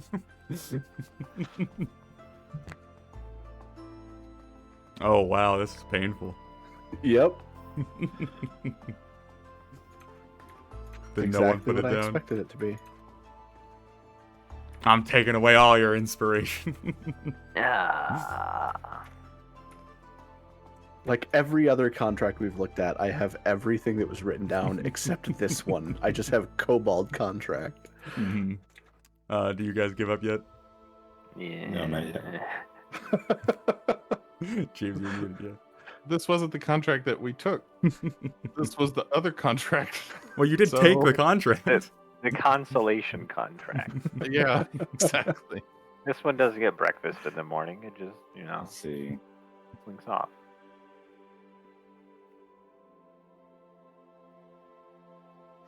I'll give you 10 seconds. You give up, Rob? Yeah, I just took the new contract. Mm-hmm. It is Elwar Vago. Wow, that was rough. ELWARVAGO. All I was coming up with was elder, and I knew that wasn't right. One letter off. Or, well, It was, but it was still wrong. So yeah, from what I'm recalling, since I took so horrible notes on this contract, we were able to find him at probably at the, or at least ask after him at the tavern or inn or whatever. So that's kind of the direction I'm heading. Okay. So as you approach the sorry, brain just dipped for a moment. As you approach the tavern, you would see the sign outside indicates that it is called the Fresh Spring Tap. Probably due to the fact that it is right at the crossing of where the two streams or creeks on the western side of this river kind of join together. So you would approach that. There's obviously, lights and like a fire set inside that is casting the immediate area in front of it in a nice warm glow. Door is obviously unlocked. As you step in, there's probably maybe 3 or 4 patrons kind of milling about the common area. There is a somewhat unassuming and kind of ragged and tired looking elven man behind the bar.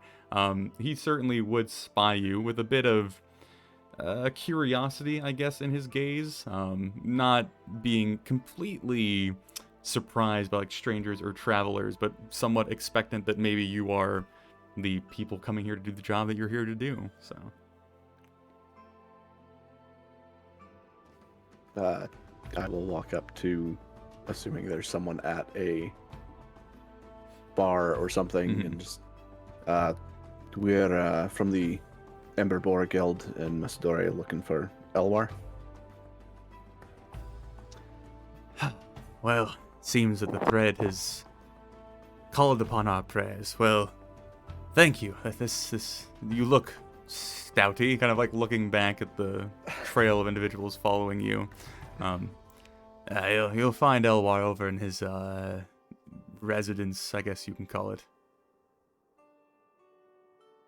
It's across the plaza. That thank you. It has a red mailbox. Fantastic. And yeah, we'll talk to him first. We'll probably be back. Hopefully you can around get him off of his fat fucking ass. No promises. And walk out looking for a red mailbox across the plaza. So, in the small cluster of buildings, there's clearly like the general store and the tavern and a few other modest but somewhat upper scale residences, especially for being kind of out here in the rural section of the continent. The residence you might have been directed to is clearly like well kept and maintained, and it's also probably one of the newer buildings, if not the newest renovated buildings of the town. There is a small, calling it a dais is probably too much credit. There's like a small platform outside the front door that you can maybe assume that he addresses the townspeople at. But as far as like approaching the building itself, there don't appear to be a lot of lights in the various like offshoot rooms, but there is the dim light kind of coming out from beneath the crack of the door that indicates like the main chamber behind the door has some sort of light on. You mentioned it is one of the newer looking buildings, Mhm. given that this is, the Elven continent. Are we talking like new as we think of new, or are we thinking new as Elven new? And The town, like the buildings, some of them have clearly been here for quite a while, or the construction has like been kind of overgrown or reclaimed to some extent. This one, I guess the best way to use that term new is it looks like it was either just built or it is maintained to the point that it looks like it was just built. oh, okay. Yeah, I will make sure the group is in tow, and I will walk up, and I'm somewhere between a courteous knock and pounding on the door. Mm-hmm. Given that it's later in the day, I want to make sure that we're not ignored by whoever's inside. And But yeah, we'll knock on it. And so as you go ahead and approach and land your knock, there is some sort of noise or reaction that you can hear on the other side, clearly some sort of male voice, before it kind of composes itself, and you would hear calling back, It's past curfew. Go to your house. Go to your rooms. we don't have a house or rooms yet. We're here about the contract. There's like a little pause. And, come in. Yeah, yes. Come in. Door is open. Yes.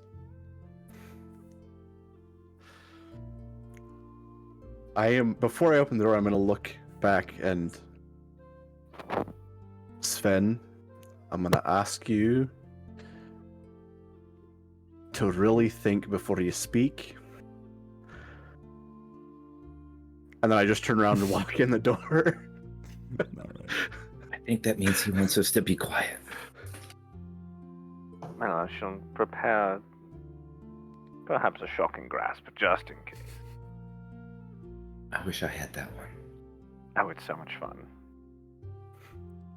So as you go inside, opening the door and revealing it to the party, you would spot this gentleman. He appears to be elven or potentially half-elven. It's a little bit of a mix. He's clearly a rather aged gentleman. He's dressed in decent clothing, but not anything overly extravagant. It's very much the aesthetic of like having to appear as some sort of authority figure, but not overdoing it with a bunch of jewelry and decadence. But he is sat behind what you assume wasn't a permanent fixture before, but has become a permanent fixture now, of this table that has been opted into a desk kind of near the front entrance of the building, and there is a abundance of ledgers and letters and quills and ink pots kind of spread across the messy surface, and it's very clear that he probably doesn't leave this position all too often, as plates and cups and mugs are kind of stacked around him in little precarious piles. But he is sat back in his chair.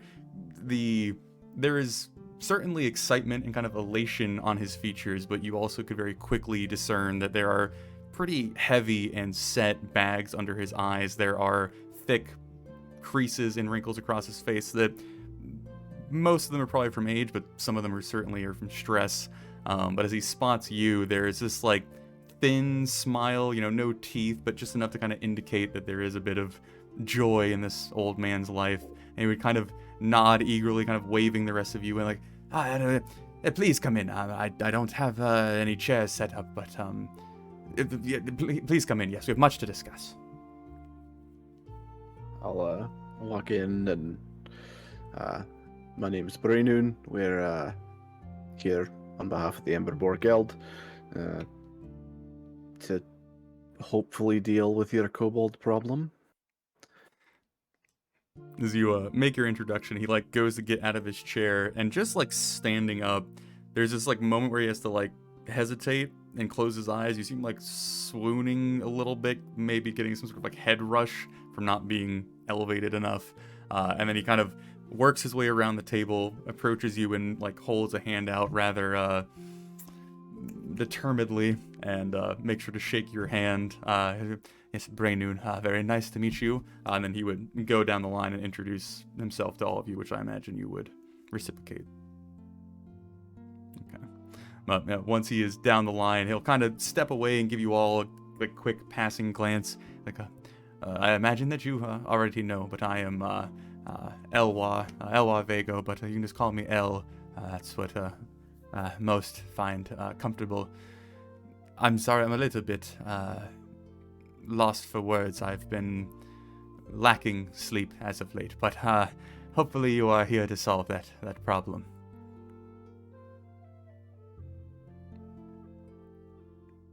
That is the hope.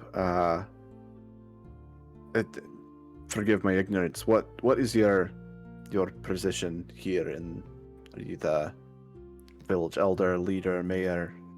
Well, my official title, I suppose you'd say, landlord. I own the land. It's a family thing. It's not particularly interesting, I assure you. But I am charged with maintaining the town and its safety, which is currently quite the event.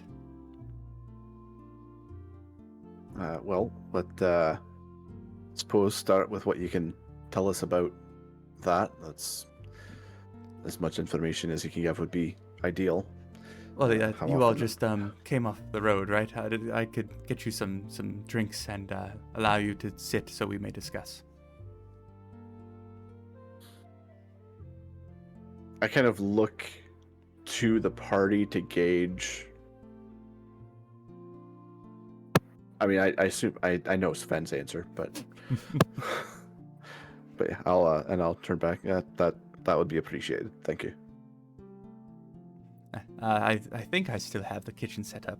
And he starts walking over to like the western side of the building, pushing a door open that a thin layer of dust kind of falls away from as he moves it, moving you all inside. It appears to be a pretty small kitchen area, but it has like a little circular table in the center with enough chairs to accommodate you all. He would start shifting through the various shelves and find a wine bottle and take that down and set it on the desk or the table, get you all cups, kind of get everything set, and then finds himself kind of standing in the corner, opting not to sit. I suppose I can just ramble about everything that has occurred, or if you have any sort of prominent questions, I am more than willing to help fill you in, whatever may help. Well, how about you get us up to speed first, and if we have any questions based on that, we can ask them as they come up. All right. Okay. So I think the first attack was on the 20th. It gives us a little over a week and a half, I think, at this point. When they first arrived, there were no casualties. They were going after cattle, food stores. They didn't make it to any of the homes.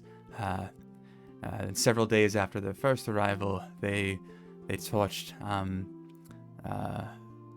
the Gonzales homestead, I think. That was when I called everyone into town, and I removed everyone from the most of the residences far west, except for her. I'll circle back to her. Don't worry. That's probably more or less what you want to know. But the residents have now been finding accommodations in town. We've only had one more. Oh no, that's not true anymore. We've had 3 more casualties after that initial blaze.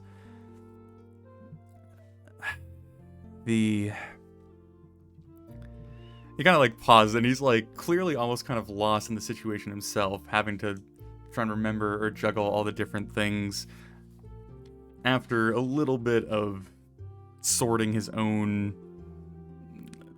frazzled mind, he kind of adopts this deeply saddened expression or posture, kind of like sinking a little bit his shoulders, kind of slunching down, his eyes no longer meeting yours as he like starts looking at the floorboards below.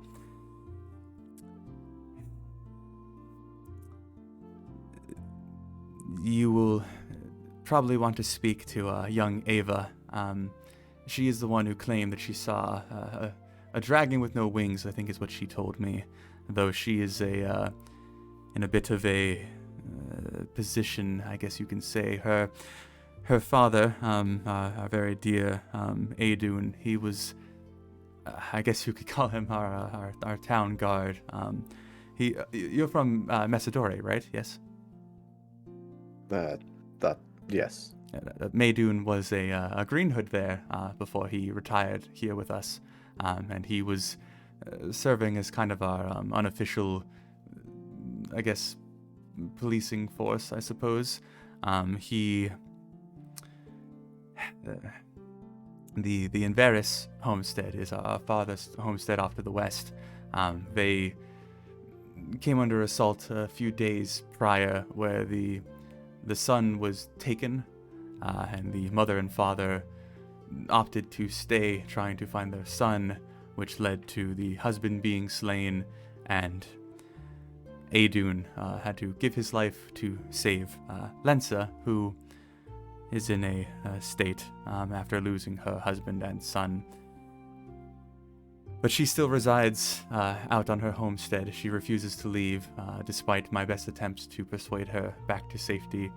She is a bit grief-stricken, as well as Ava is angry, and is angry at Lensa for her father doing what he thought was best. It's a bit of a messy situation, I guess I should be quite candid with you all. But Ava will probably have some information, and Lensa is certainly in the thick of the situation. The kobolds have harassed her property several times, but she has secured a rather peculiar way of staving them off for the meantime. I'm sorry that I'm losing a bit of my steam. I'm a bit unclear. Is there anything I should clarify?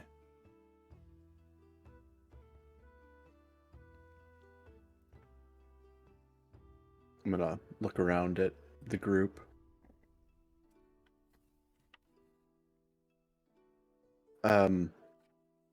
Do you happen to have a map of any sort of the area that we might borrow and use? I do have some land maps, but they are slightly outdated. They have not been updated since the Glade Act. They would more or less be accurate besides everything south of the creek. But I can certainly find you a copy of that, yes. And knowing that kobolds are likely coming from the mountains, where are they coming from? The west, or are they? Where do the attacks tend to originate? I'm not one to enjoy placing my faith in a youngling, but Ava, who does know the area quite well, is the one that has been informing us that they are crossing the creek to assault us, which leads me to believe that these despicable creatures, are coming from the Glade lands that we previously had secured, but no longer have a foothold in.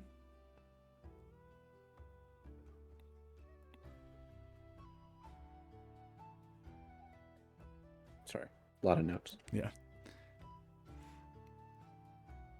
I do appreciate you all responding. I have tried to pull some sway with the council, but they clearly cannot take any sort of military action across the creek, which these dastardly fucking lizards apparently are aware of.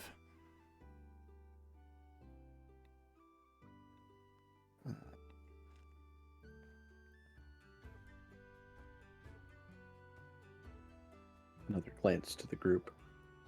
See if they have anything to ask.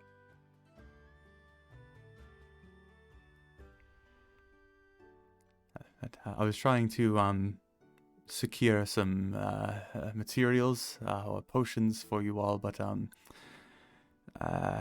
my economic situation is currently quite rough, and I will warn you that the town have a lack of endearment towards me as of late, and I hope that does not cause you to view me any differently.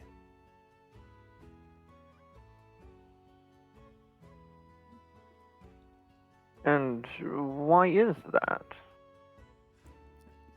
It's a bit of a long story.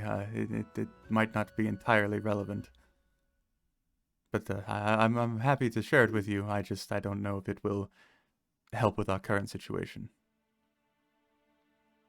I'm sure if you want to pour a little more wine and go over it, I'm happy to listen.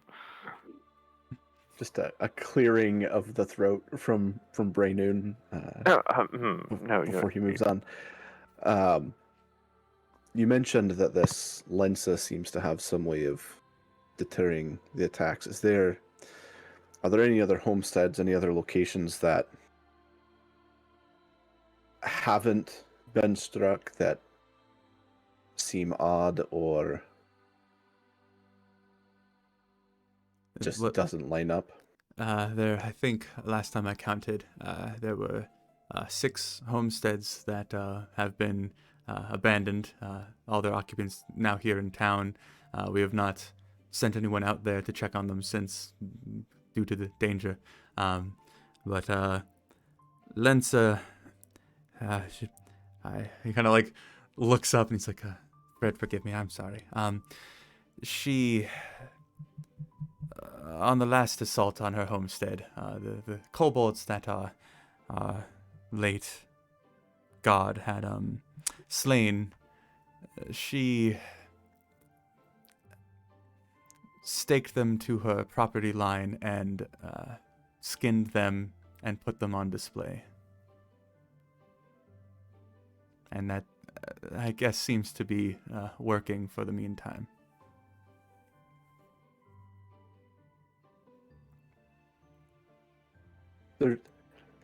Braynoon kind of has a half smile and nod at that, but isn't going to chase it down too far.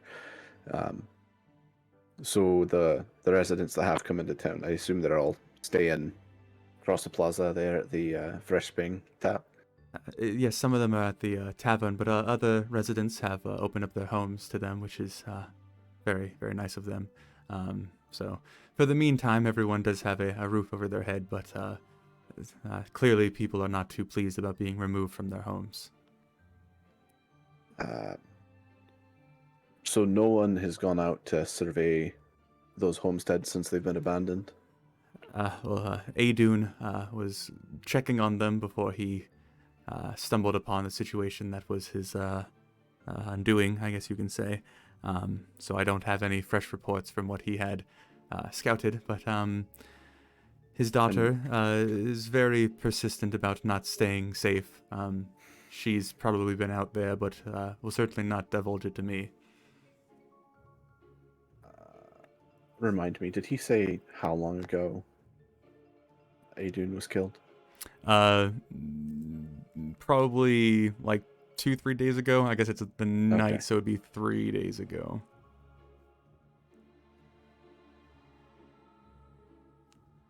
Okay.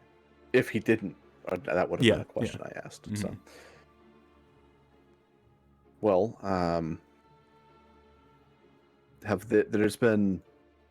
they haven't come into the town proper at all during their attacks? No. The most recent attack was the one on Lensa's homestead, and they have been relatively quiet since. Some residents have spotted them, or strange noises, the accuracy of that I cannot speak to. But there's been no more fires. The cattle has been pulled in to the eastern side of the town, so no more livestock except for the ones at Lelsa's homestead, which I have tried to implore her that is just a rather large target on her back, but I think that might be her goal. But yes, am I being useful? I'm sorry. No, this is all great. I think at this point it's probably best we probably call it for the evening, and we'll gather. So I'd like to speak with Ava, and I'd also like to go visit Lensa, but probably a little late in the evening to be making any more house calls. I can certainly set up accommodations here in my home if you would like. I have enough room, or I could vouch for you to stay over at the tavern if needed. Looking around this home, Mhm. how nice do the things look? Or is this clearly no, he's pretty impoverished. Like Give there might be some give me investigation and then insight. Okay. It's gonna be a country fancy home, not a. Okay, investigation 19, Okay. insight 6. Okay. So as you stepped in and first, having a conversation with this man and then moving into the kitchen and also drinking the wine that he has offered you, it's very clear that for him being a landlord of the town and of the people, that he lives I don't want to say suspiciously modest, but like aggressively modest. There are large swaths of the building that have no furniture at all. There are undecorated walls. Everything that you touch or use seems to be of a actual purpose and not any sort of ornate or useless artifacts. Like the cups that you're drinking out of are clearly used. The wine is mediocre at best. There is no frivolous valuables within this abode. So pretty rough thread count. Okay. All right. I don't know about you boys, however. Perhaps we should rub elbows with some of the other townsfolk and see if anyone else might have information. If Ava is sleeping, she is supposed to be in the tavern, so you would find her there if she is there. There were definitely a few people that were at least finishing up their day, so perhaps a few conversations. We'll find accommodations. That's no worries there. I'm always here to answer any questions. I don't really go anywhere. Yes. If you do approach Lensa, may I please implore you to be tactful. She is in a very rough situation. We will do as well as we can. And please do attempt to convince her that coming into the town is the safest place for her. I don't say anything, I just nod. To clarify, she is alone because she has no husband. He died. And son, yeah. Yes. And Yeah, son. her husband and Okay. son were killed, and from what I understand, Edun, Ava's father, was killed kind of saving her, Mm-hmm. Lensa. And Okay. so, Okay. making sure I got that all that right. Braynun and Quinn and Svenjamin and Thomas. My gratitude has no bounds. We'll do all we can and hopefully have some good news for you soon. That would be a nice change of pace. And I'll just kind of say farewells and then make my way back out. Did he already hand us the maps? Uh, I think he said he was going to find them. yeah, we can certainly Okay. organize that. That's fine. You can see have them in hand by the time you leave. Okay. As soon as we're out of the house, I'm going to mention to the group, I'd like to keep, like, not leave the town at all, but seeing as there's no sort of watch or anything to raise an alarm, I'd like to keep our watch active through the night. Just understanding that we won't be able to raise alarm as much, but just in case something happens, we can provide something rather than waiting for a home to be on fire. Makes sense. It's prudent. I mean, we're on a job right now, so we'll act like it till it's over. Yes, same here. Yeah, and then I guess so. Keeping things straight, the Fresh Spring Tap was the tavern, or is an inn, or is a combination? Or Yeah, is... it's combination. It's clearly a Okay. place where like people will stop and kind of refuel and also rest on occasion. So yeah. Okay, so yeah, gonna head back over there. Okay. You had mentioned when we walked in, there was somebody who didn't necessarily perk up, but seemed to be Yeah, the bartender that you spoke interested. to. Okay, it was the bar. Okay, Mhm. okay. I want to make sure it wasn't somebody else. So, Mhm. so yeah, I'll come back up to him and partly to ingratiate myself, partly to, misery loves company.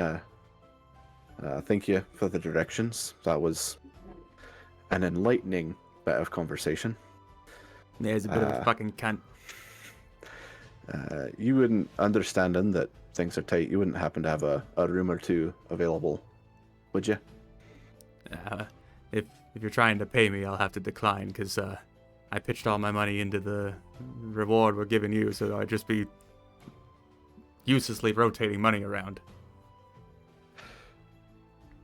Like, Brainerd's got his coin purse halfway up, and he's like, "Well,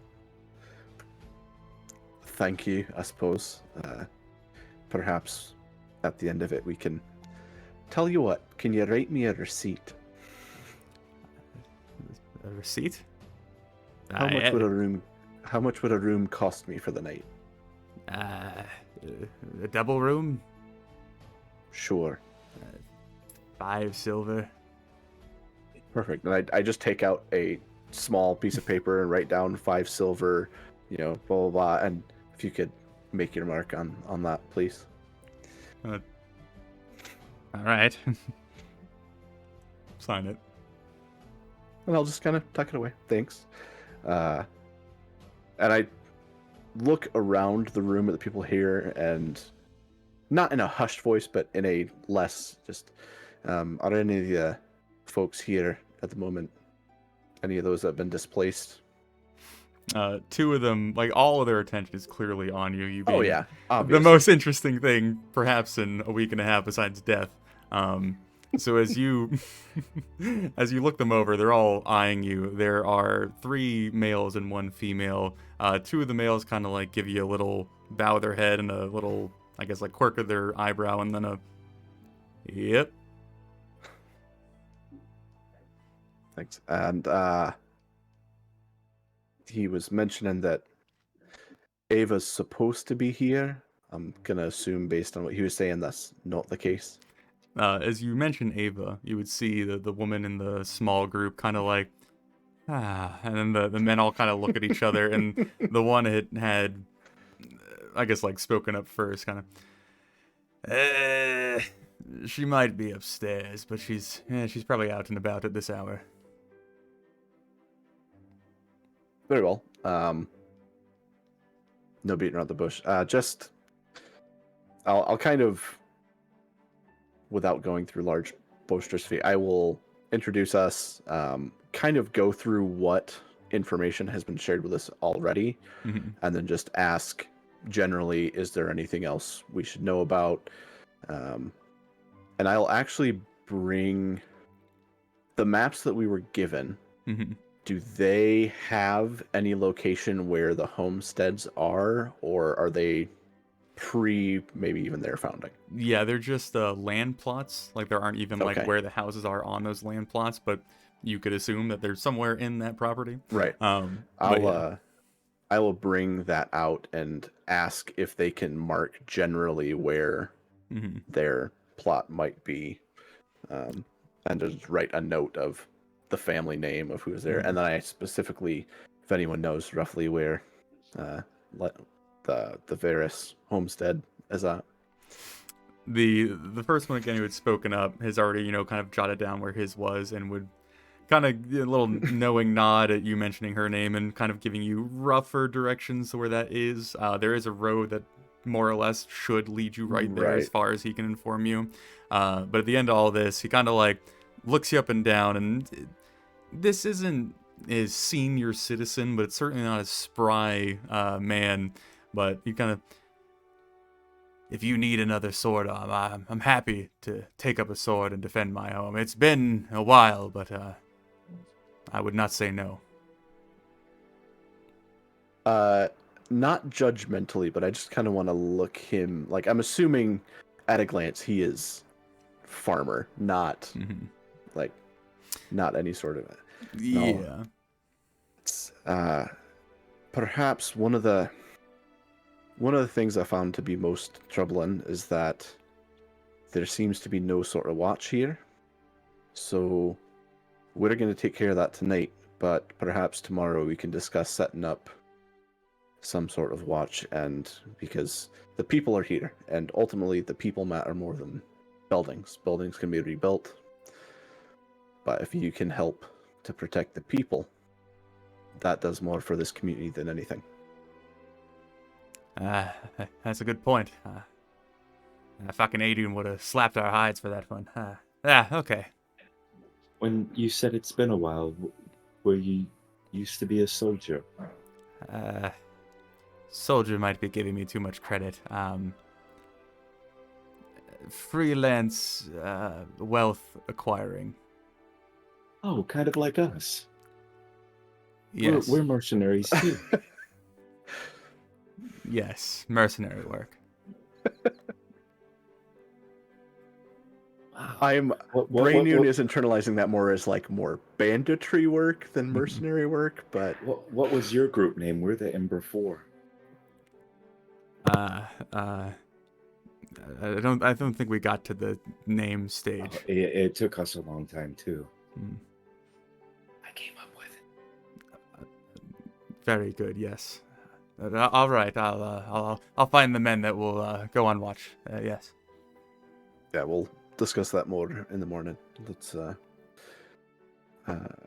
what time of, like, knowing it was in that We're like maybe evening like turning into night, 10-ish. but okay. Yeah. So it's yeah, we'll leave you to your evenings, rest as well as you can. We'll be keeping an eye out. Sounds like they've stayed out of the town so far, but who knows what they've been doing in the last few nights. So but yeah, we'll keep that in mind. Thank you.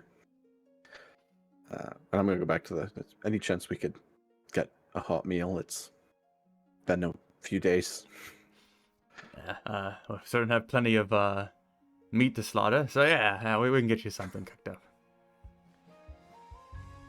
Yeah, I'll just take a table and sit down.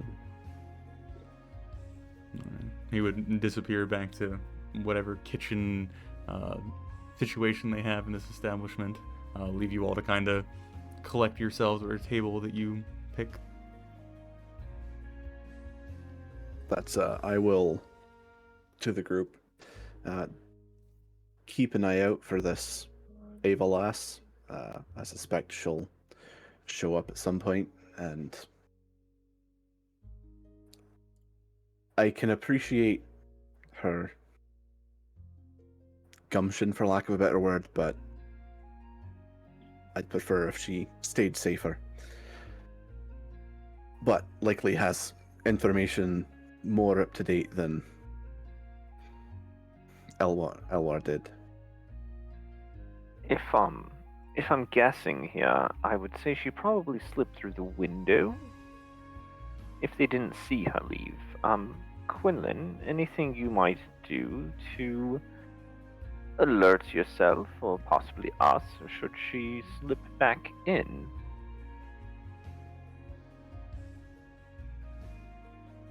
Well, I have the wind whistle. Ah. Well, I think I shall take my watch outside tonight, in that case.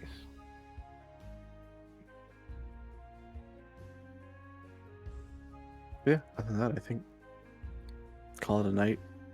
Keep her watch order. So after I don't being... expect anything to happen, but So after being given a nice hot meal after your time on the road, which I guess it'd only been like a day and a half since you've eaten the deer meat, so, you know. yeah, but Sitting days rest inside and having a meal. that's Yeah. venison cooked over an open fire versus something that might have vegetables with it. So yes, it would be Sven, Quinn, Thomas, and then Braynoon, which I imagine you all are kind of finding the loose perimeter of the center of town and kind of watching that. So if you all want to give me your perception checks, I suppose. 21. It's a 7. An 18 for me and a 16 for Sparkles. Okay. A natural 20 for a 22. Okay. So as you all settle into this new location where many different branching pathways are opening up before you, lots of questions to be answered, you all watch the darkness off to the west and the south, kind of hoping maybe to see something to try and gain more information off of, but also kind of content if nothing came out of the darkness to try and stab you while you were on watch. Thomas, as you are... Actually, yeah, Thomas, what are you doing on your watch? What are the surroundings like? So right now you find yourself in like the center of town, which is, if you picture like a frontier western town, where there's like a lot of really built up buildings in a very condensed location, and then all around it's kind of like open farmland and homesteads. That's the general landscape all around you. The town itself is set on that creek, which serves as the boundary between the council's land and the nomadic people's land. So you can kind of look south off across the creek and see the kind of endless landscape that the nomadic people reside in. So I'll just be alternating between kind of doing some amateur stargazing, scratching Sparkles on his head while we're both just kind of looking out away at the distance. And if as the time stretched on, I'd probably alternate my gaze between looking out and then kind of studying my spell book a little bit. As you are perhaps glancing down at your spellbook at one point, and you're just keeping your ear out for any sort of noise that doesn't quite fit, it is a little bit difficult to discern between things that are alarming and things that are normal, as the mostly died down but still relatively rumbling noise of the town is kind of persistent throughout the night. You would hear, or at least think that you hear, a couple of footsteps on dry grass or maybe the edge of some gravel growing rather closer to you.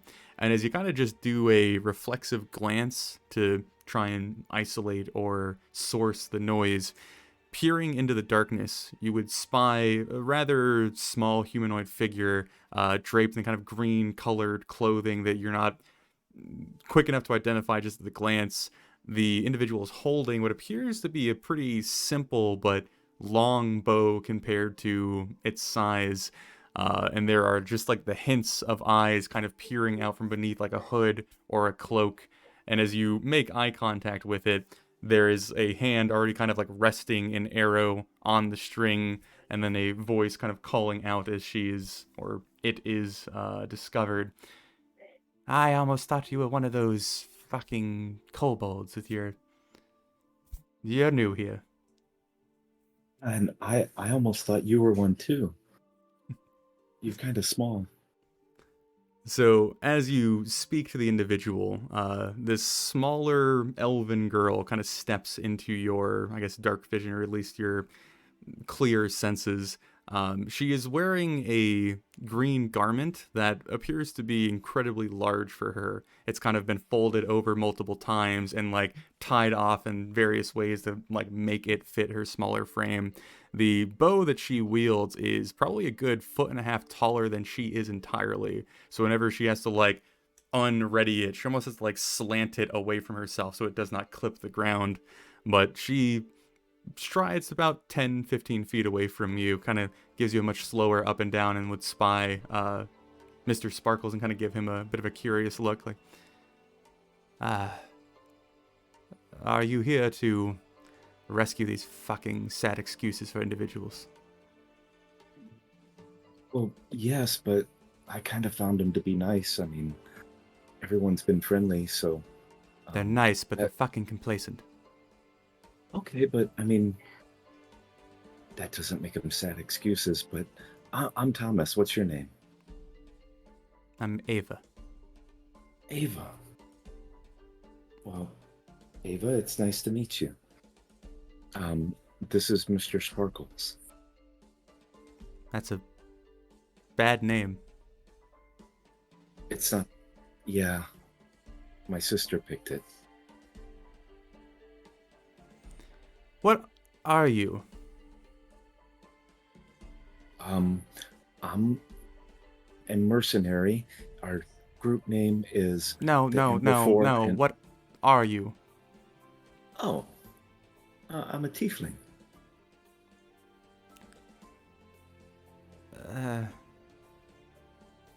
I don't know those.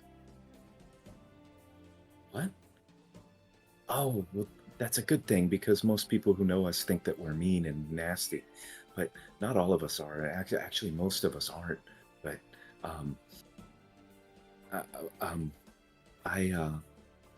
here, you're welcome to come sit with me if you want. What are you doing?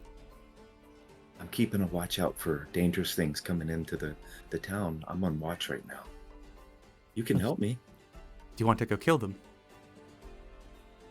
Well, I would need the rest of my group for that, but yeah, we're kind of here for the Well, let's go get kobolds them. Well, They're in the tavern, right? the kobolds? No, you're people. Oh, yeah, they are. But let's just go get them. And we can go get the kobolds. Well, how far away are they? The kobolds, not the people in the tavern. You don't look fast. I'm not as fast as you, but I'm fast enough, especially when I'm scared. She kind of like looks a little nervous, and you see her eyes kind of glance towards the landlord's residence. I don't know where they are, but I could show you. Okay. Wait right here. I'm gonna go tell Braynoon. He's the leader of our group. He's kind of grumpy. He's a dwarf. You know what dwarves are, right? Oh, yeah. Okay. I'm kind of new at this, so I don't really want to make any decisions without asking him. He's kind of like the big toe of our group, you know? You're new at this? How old are you? I'm 26, but I'm new at adventuring. I thought I was going to be a scholar. I'm a wizard, but I didn't think I'd be doing stuff like this. Wait. You're 26? Yeah. And you're alone?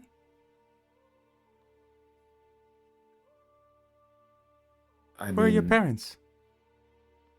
Oh, for me, that's about a quarter of my life gone. Oh. So how long do you live? Well, I mean, like, my grandfather was 360. Okay, so you can just pretend I'm really 75 years old in your terms, or so. It's a little better. Yeah. Okay, stay right here. I'm gonna go get Braynoon. And because we're here to do exactly what you want to do. Okay, so do you want to stay with Mr. Sparkles? He loves being scratched. I don't Really? want to touch it. No. Come on. No. Okay. Can he just wait with you? No. Okay. Well, put him in my cloak. Ava, stay right here. I'll be back in about. Yes, that's like the third time. Yes. Okay. And so I'll run off to where Braynoon's at Okay. and shake him awake. Braynoon, the elf girl Ava, she's here at the camp and she knows where the kobolds are, kind of sort of maybe, I think. But she wants to go get them right now. I don't think that's a great idea because it's dark and kobolds are like meaner in the dark is what they were saying. But anyway, hey, are you awake?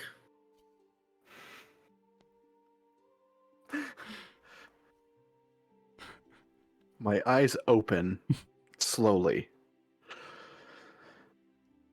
So the girl came back. Huh? She met you and immediately wants to take us to fight kobolds. Exactly.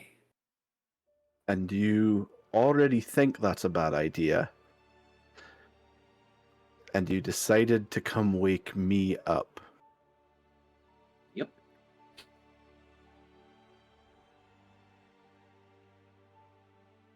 Wait outside for a moment. I remember in class they told us as I'm walking away, the burden of leadership is a heavy one. Close the door. Especially when you don't want it. I'll get dressed and I'm not putting on my chainmail. I'm Mhm. not even putting on my naval vest. I'm not taking any weapons, just shirt, pants, boots, and I'll walk outside. Take me to her. All right, she's right this way. And I'll lead her back to where Ava's waiting.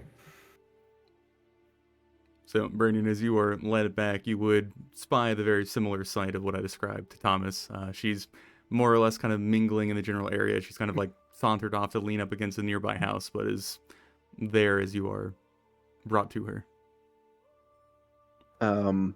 Walking up to her, I'm gonna do the same thing I do. I'm just gauging her age. Because in my head, I'm thinking young girl, but of course elf, and not knowing the previous conversation that happened. But where do I gauge her in elf lifespan? She's probably still firmly in the child years of elf. Okay. If I had to give you a human connecting time frame, you would probably guess that she's maybe 13 or 14, somewhere in that range for humans. Okay. I'm gonna walk up. I'm gonna kind of size her up. I'm assuming the bow she's carrying is not her bow. It's a pretty safe assumption for a 14-year-old. It clearly does not seem to match. And I'm just gonna stand there quiet for probably, assuming I shouldn't assume. I know she's gonna talk, but I'm gonna stand there for a good 30, 45 seconds. Just arms crossed, looking at her, looking over at Thomas, sighing occasionally. As you spend a lengthier time of kind of sizing her up, she would look at you and get a more and more kind of what the fuck kind of expression on her face, and eventually, my dad told me to break the nose of people that stared at me. Are you one of the weird people?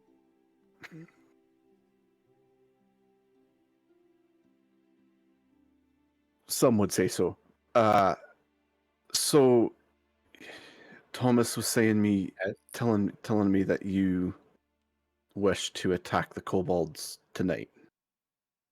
Well, we can't get there tonight, but we could start.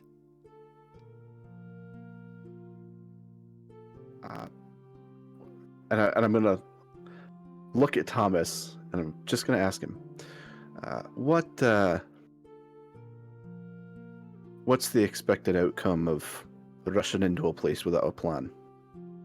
The probability is at least, as best as I can work out, about 68% that somebody's going to die within the first 10 minutes.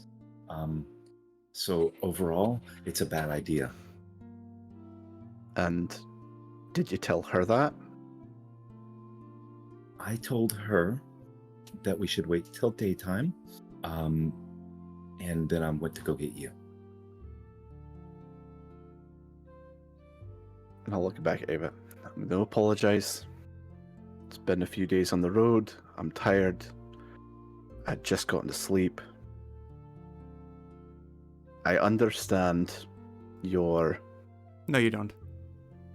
No, I do. Mm-mm. But going in without information and without a plan is not only going to put my people in danger, but I'm sure as hell not putting you in danger. How old are you? I'm a few years shy of my second century. Hmm. You may be an adult, but you're not my dad. No, he's dead.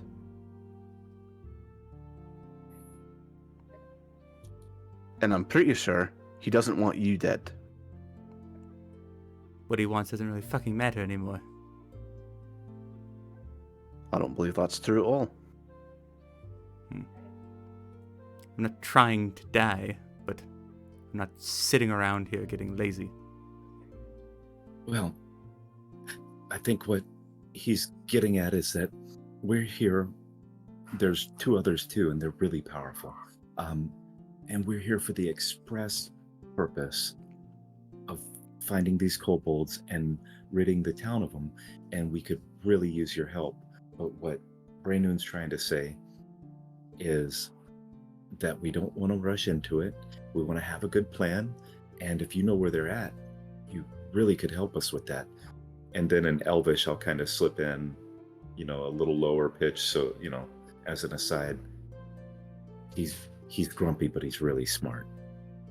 And in Elvish, I will respond, I grew up on this frickin' continent. I speak the language. You learn something new every day.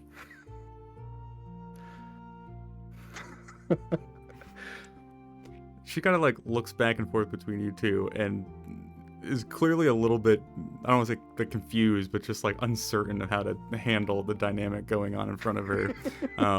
But eventually kind of settle back in on a Braynoon. I don't particularly like you yet. I don't think Not he the first time particularly I've heard that. Yeah, he doesn't particularly like anybody that I can tell. I like my children.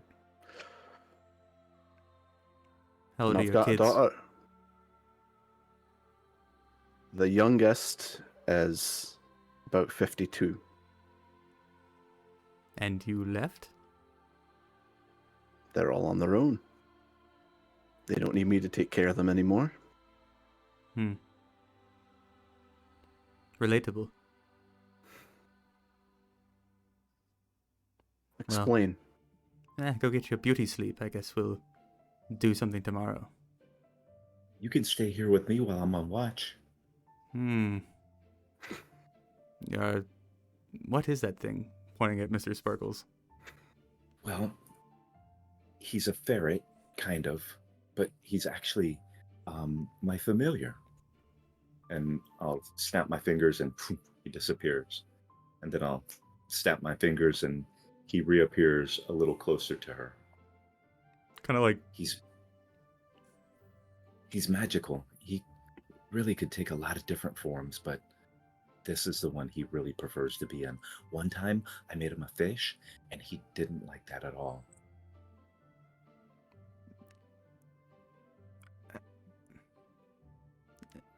I think I'm more terrified. What? He's really, really nice. You're just carrying around a furry snake. No, it's more like a short, long cat. I don't think I want to be near him. Well, suit yourself, but he's really cuddly. You had mentioned that she's wearing like this oversized green garment of some sort. Hmm. Looking at that and knowing that her dad at one point was a green hood, is this a green hood or is it just happen to be a green garment? Giving it a pretty thorough look, it isn't a one-to-one of the green hoods that you have most recently interacted with, but you can more or less discern that it is perhaps a older green hood cloak from the time that he potentially had served from. But yeah, that is a pretty easy connection to make. I'm going to point at it. Your father was a guardsman. Yes. Mm-hmm. He believed in protecting people and protecting life. Correct? Yes, that is the job description, yes. We're here for that. One of the things we're going to be doing tomorrow morning is setting up something akin to a town watch. Because I look around and because one person's eyes aren't going to see shite here. Shite? And while we're out, anything. Hmm.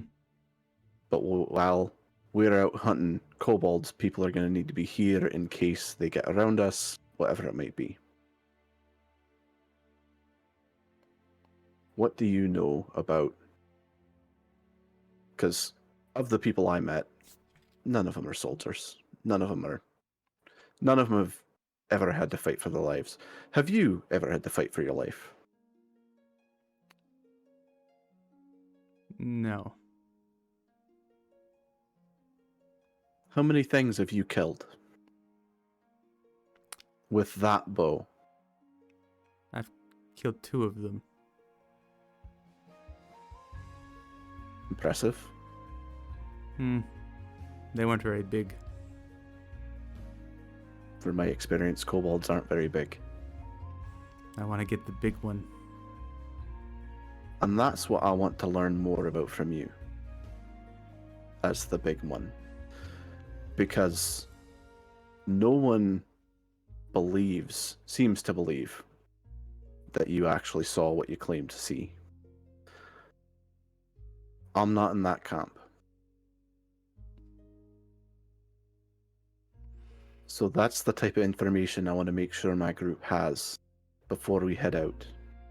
Because if we go in expecting to fight kobolds, and there's something there that's not kobold, we aren't going to be prepared for that. I don't know what a dragon looks like. I've heard people that have come to the town. They'll tell me tales of dragons. I've seen dragonkind. I know them. I think what I saw was a dragon, but it didn't have wings. Everyone else has said it has wings, but it was. In studying the bestiary, would I have had any knowledge of what she's talking about? Given that's what I basically looked at for I'm gonna say the ride over. give me like insight with disadvantage because you're using the information of a confused child.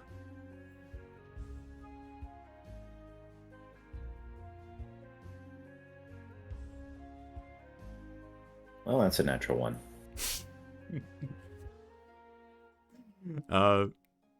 Perhaps she will clarify more, but yeah, going off of her very slim description so far, it would be incredibly difficult to pull that out of the hat.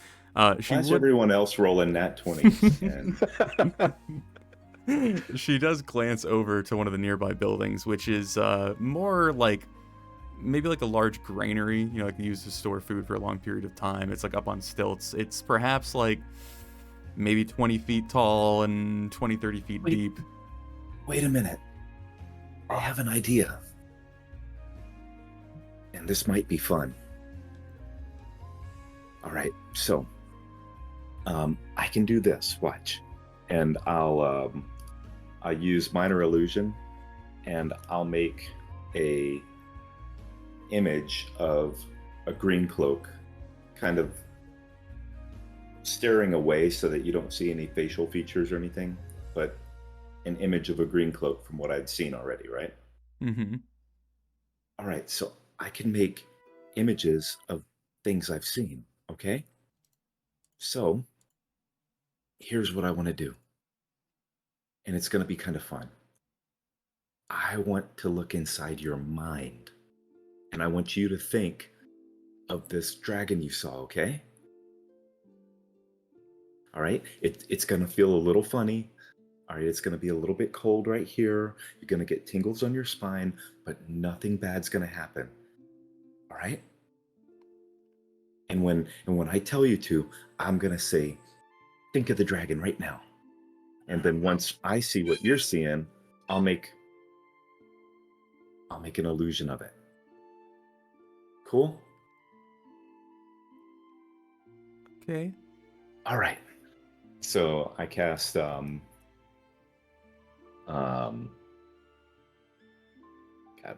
why am I detect thoughts. Mm-hmm. And after I cast it, I tell her, okay, think of the dragon.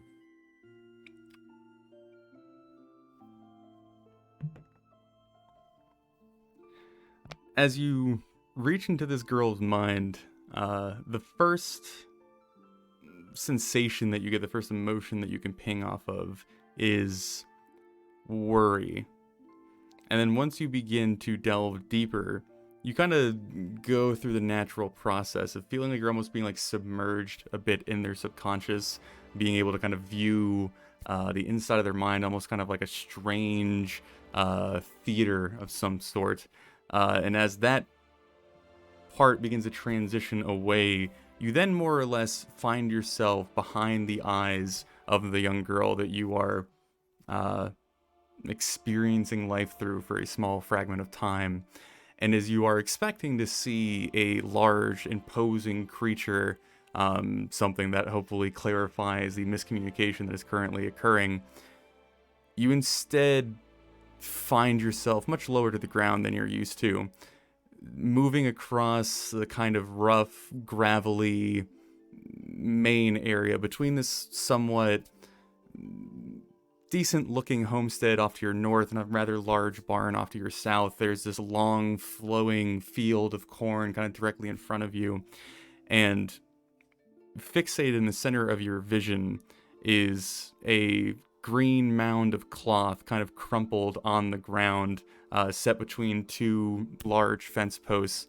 There are a handful of kobold combatants that have been dispatched, two of them having been completely separated, the other having been seemingly partially decapitated by some sort of blow. But you feel this rising sense of worry, the first emotion that you had interacted with, before that worry becomes like this frantic bargaining, and then eventually this like harsh and stinging stab of like despair as the figure that you are currently witnessing through rushes to the figure, goes down onto the ground on her knees, and pulls the green cloak or the green hooded figure that she had seen from behind over onto its back. And as she does so, the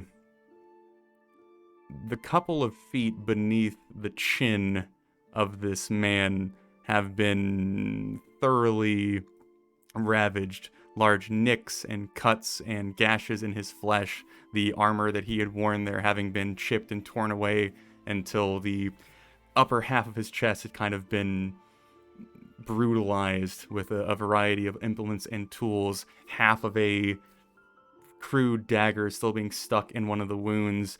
The face is clearly lifeless, the eyes kind of staring blankly up into the vast unknown above it.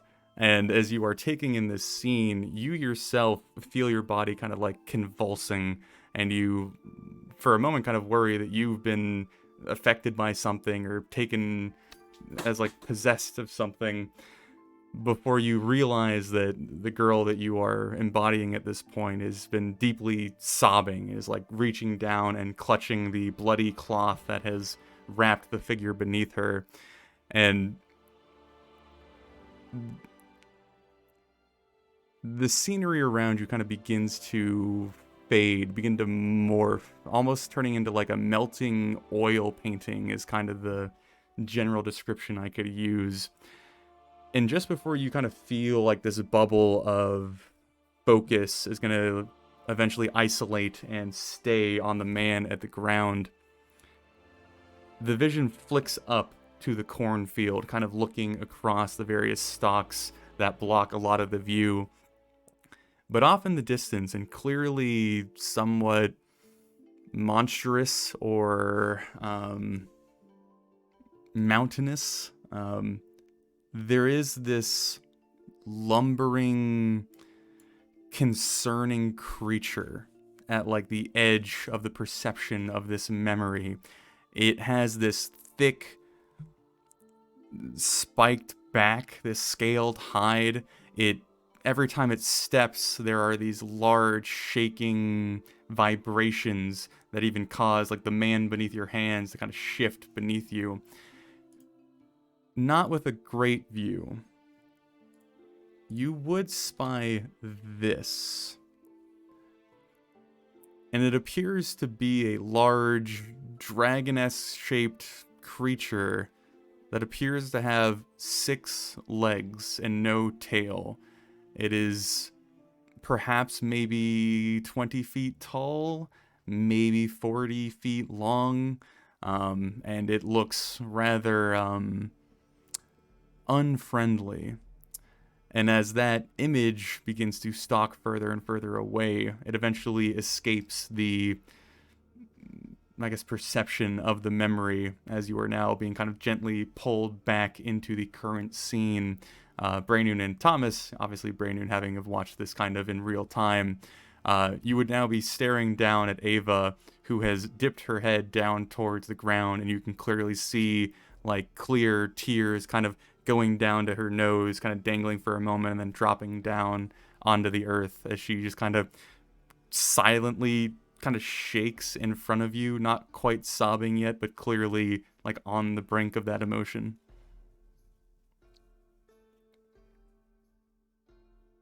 You're muted, Rob. I'm so sorry. I didn't mean to make you go through all that again.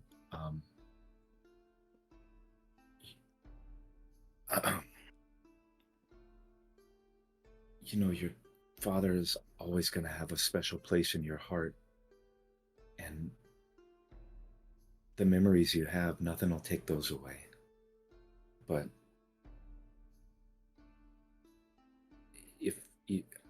if you ever want to, and I'm around, just, or anybody that knew him that can do this, and I'll cast an illusion of her father, but smiling, not the way I saw him. As you go summon... I do this. I do this to talk to my parents because I miss them. As you go through the motions to summon the illusion, you see her eyes kind of lift, just like almost out of instinct as you, I guess, explain that you were going to reveal something. And as she catches the image of her father again, the look in her eye that is a mixture of like anger and grief and very raw emotion, she looks up in shock, like her mouth kind of hanging open ever so slightly, the red in her face kind of pausing for a moment, and then in this just violent and sudden frenzy, she just like swipes at the illusion with the bow and goes, "Fuck you!" and then just starts walking away as the sobbing finally kicks in, and she quickly kind of half jogs away from you. Away from us where? Like, is she heading Uh, out of town or towards the... You guys were kind of on the edge of town, so she is just kind of Right. going further away from town, yeah.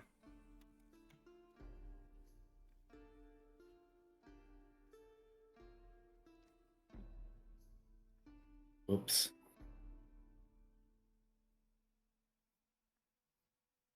You meant well.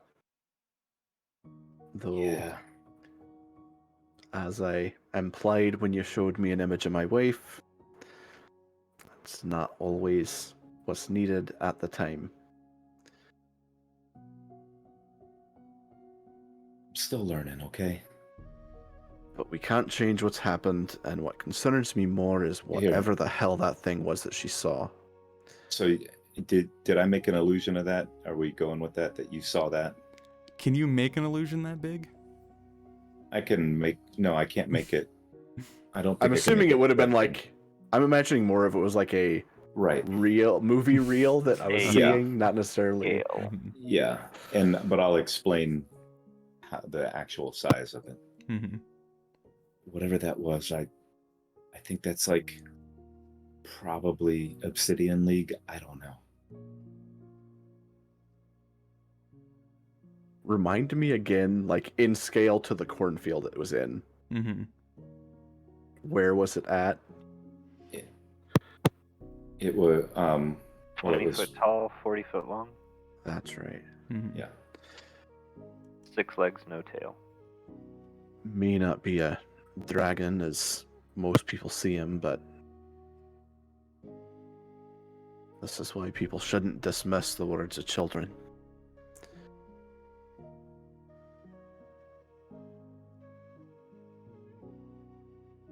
I wish Camus told us what that damned twig did. Well, I just snap it and he comes to us, right? I don't know. He just said snap it if you're in trouble. That's all he said. Well, we're not in trouble right now, but I'm pretty sure if we go after that thing, That's... we're gonna be.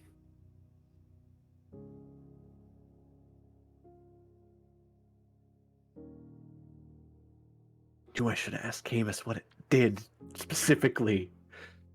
Hindsight's 2020. But I was pissed off about being made leader at that point, so I wasn't thinking about it. I'm like 90% sure it just alerts him we're in danger. That's all we have is assumptions.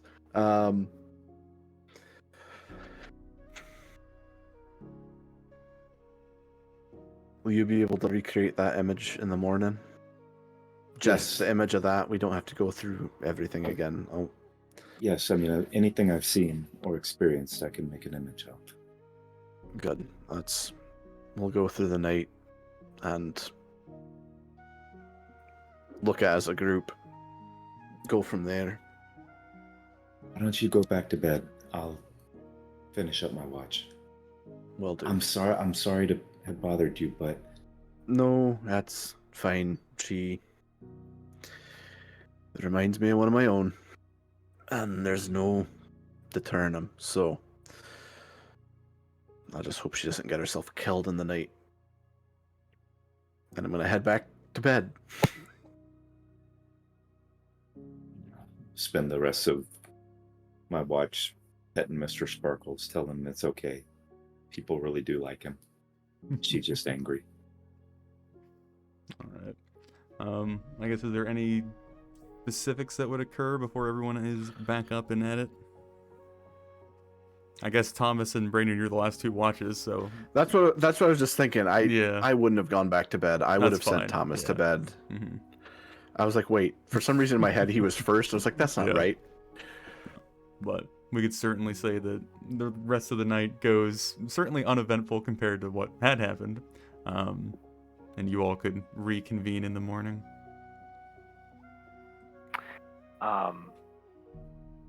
This morning, actually, Svenjamin would be up a little bit earlier. God. Yeah, no. I This is- just imagine like Brainoon walks in and like he's already at a table. What the? I don't know if up means out of your room or Oh, not. yes, but yes, my apologies. Yeah, no, he would actually be downstairs probably, I assume before the bartender. When does he normally start his day? I think I always imagine bartenders are like late to rise but late to go to sleep, so they probably don't get up till Hmm. like 10 or something But of at the that same sort. time, if this is like a inn Yeah. tavern, Mhm. it's one of those. There's a weird little things. bell you ring if you need him. But yeah, Um, yeah, go ahead. I was just gonna say Sven probably would have gotten himself a mug from behind the bar and had himself a drink, and he's puffing on his pipe, going through his spell book. I guess as Brainun comes in. There is a mixed look of shock and concern on my face. Are you okay? Never better. Y'all were awfully loud last night. But anyways, I've had a bit of a tickle in the back of my brain, and I was thinking about what I should prepare. I've been going over some of the formulas, but I'm wondering, should I be more destructive, or possibly I have a few other things I can try out? I know there's a fiasco with the light, but c'est la vie. Um, there are other things though I can do, and I've been trying to figure out what I can do to best assist. Not sure I can be of much help there. That's my selection's pretty limited and the same every day. Do you? I should know better how this works, though. Do you have to prepare right now, or perhaps could you wait until after we share what was learned last night with the group? Oh, just something happened. Well, no, that's a good point. Yes. I still have to figure some of the numbers out for a few of these spells, but yes, we can wait. That'll be good. Yeah. That's to say this got more interesting would be an understatement. Closes the And book. You have my full attention.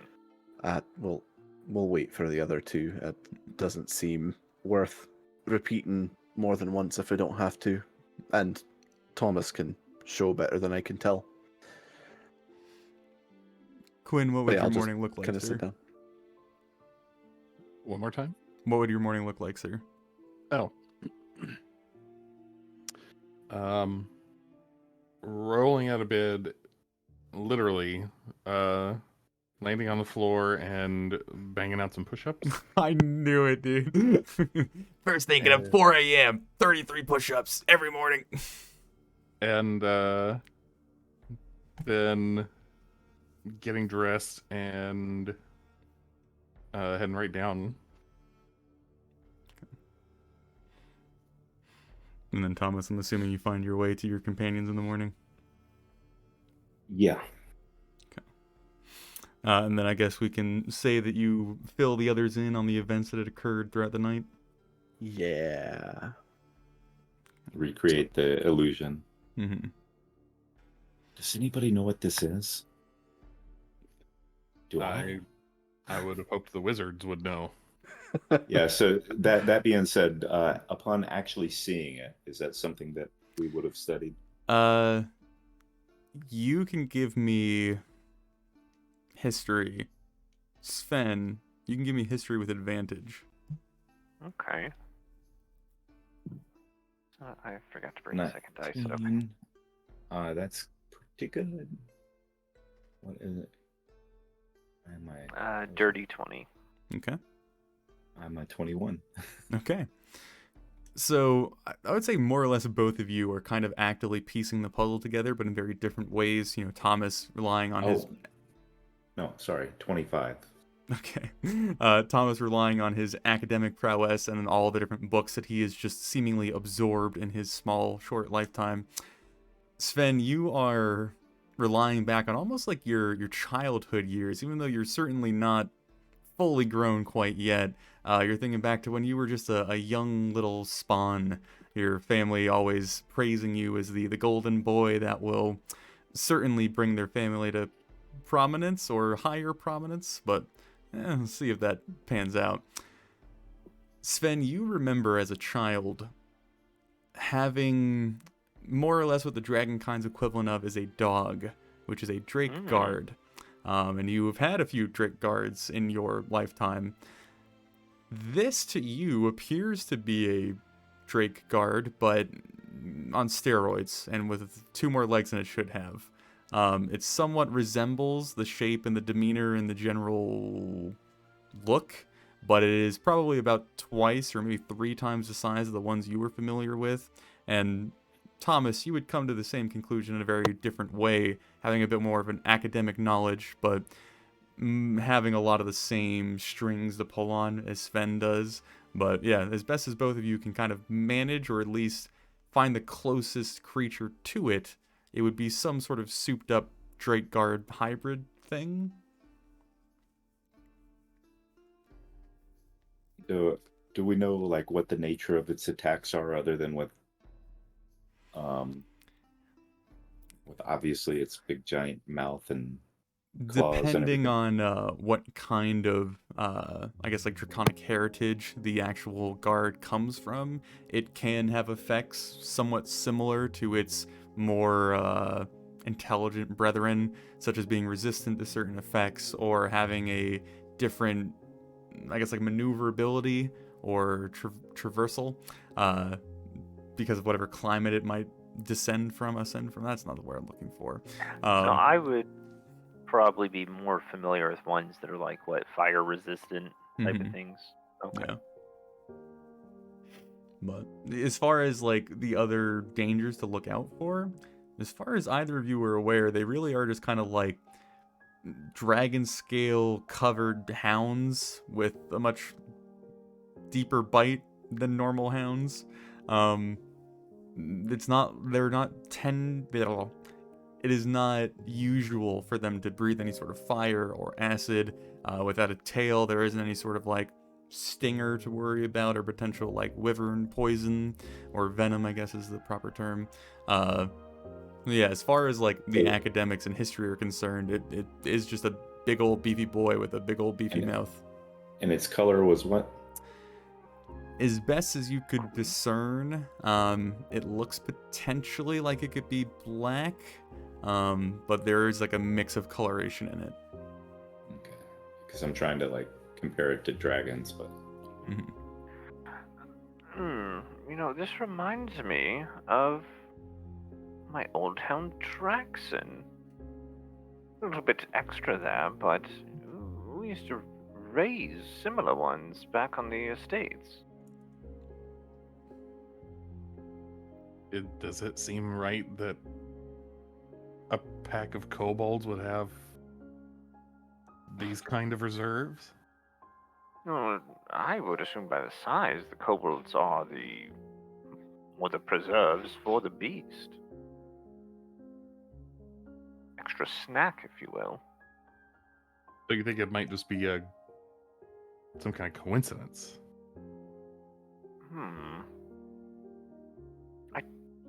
I don't remember them ever having like high intelligence. They were just... No, but yeah, this one is certainly not usual. So I was taught not to believe in coincidence. Seems like if they're all together, they probably have some sort of symbiotic relationship at this point. I bet the kobolds bring it food.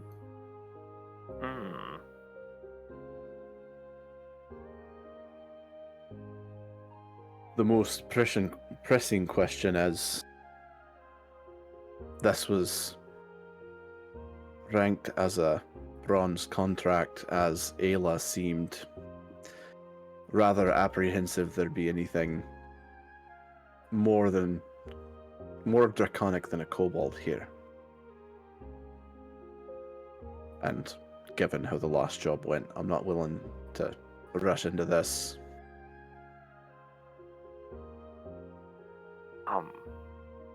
We do have others to talk to. Perhaps we should gather information, and once we have it, Maybe ask for help. There's the twig, Thomas. That would be asking for help, not that we're in danger. And I don't want to break the twig until we're really Until in danger. that thing's gnawing on your leg? Well, it's entirely up to us whether or not we even get close enough to let it gnaw on us. Well, And- Thomas. And there's going to be other jobs besides this one. And yeah, I don't feel like breaking the twig's the right thing right now. Well, no, we gather the information first, and then we see if maybe we're going to need some help. I'm assuming Ava never came back during my watch. Like, she just never showed back up.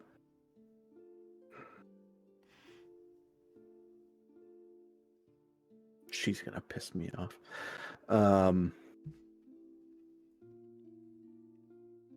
At this point, we are strictly in information gathering. Ava made it seem as though she knows where these things are holed up. She said she implied it was more than a day's travel to get there. So I'd like to find her again, though more pressing, I'd like to go speak with Lenza, and perhaps since she's been out there, she's seen something and can give us more information.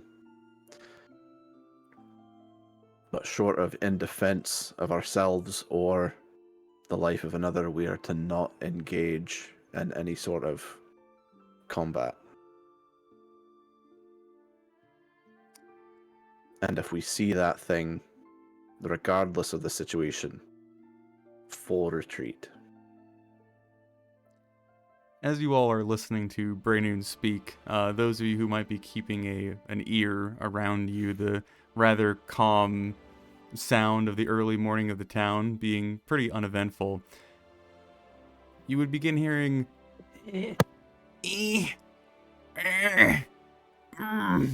and then all of a sudden the tavern door is kicked abruptly open. Standing in the frame is, for those who interacted with her yesterday, Ava, before she hurls a kobold corpse onto the ground with an arrow stabbed directly through its neck, and she drops it, looks around the room, spots you, and goes, "That's 3!" And we will end our session there.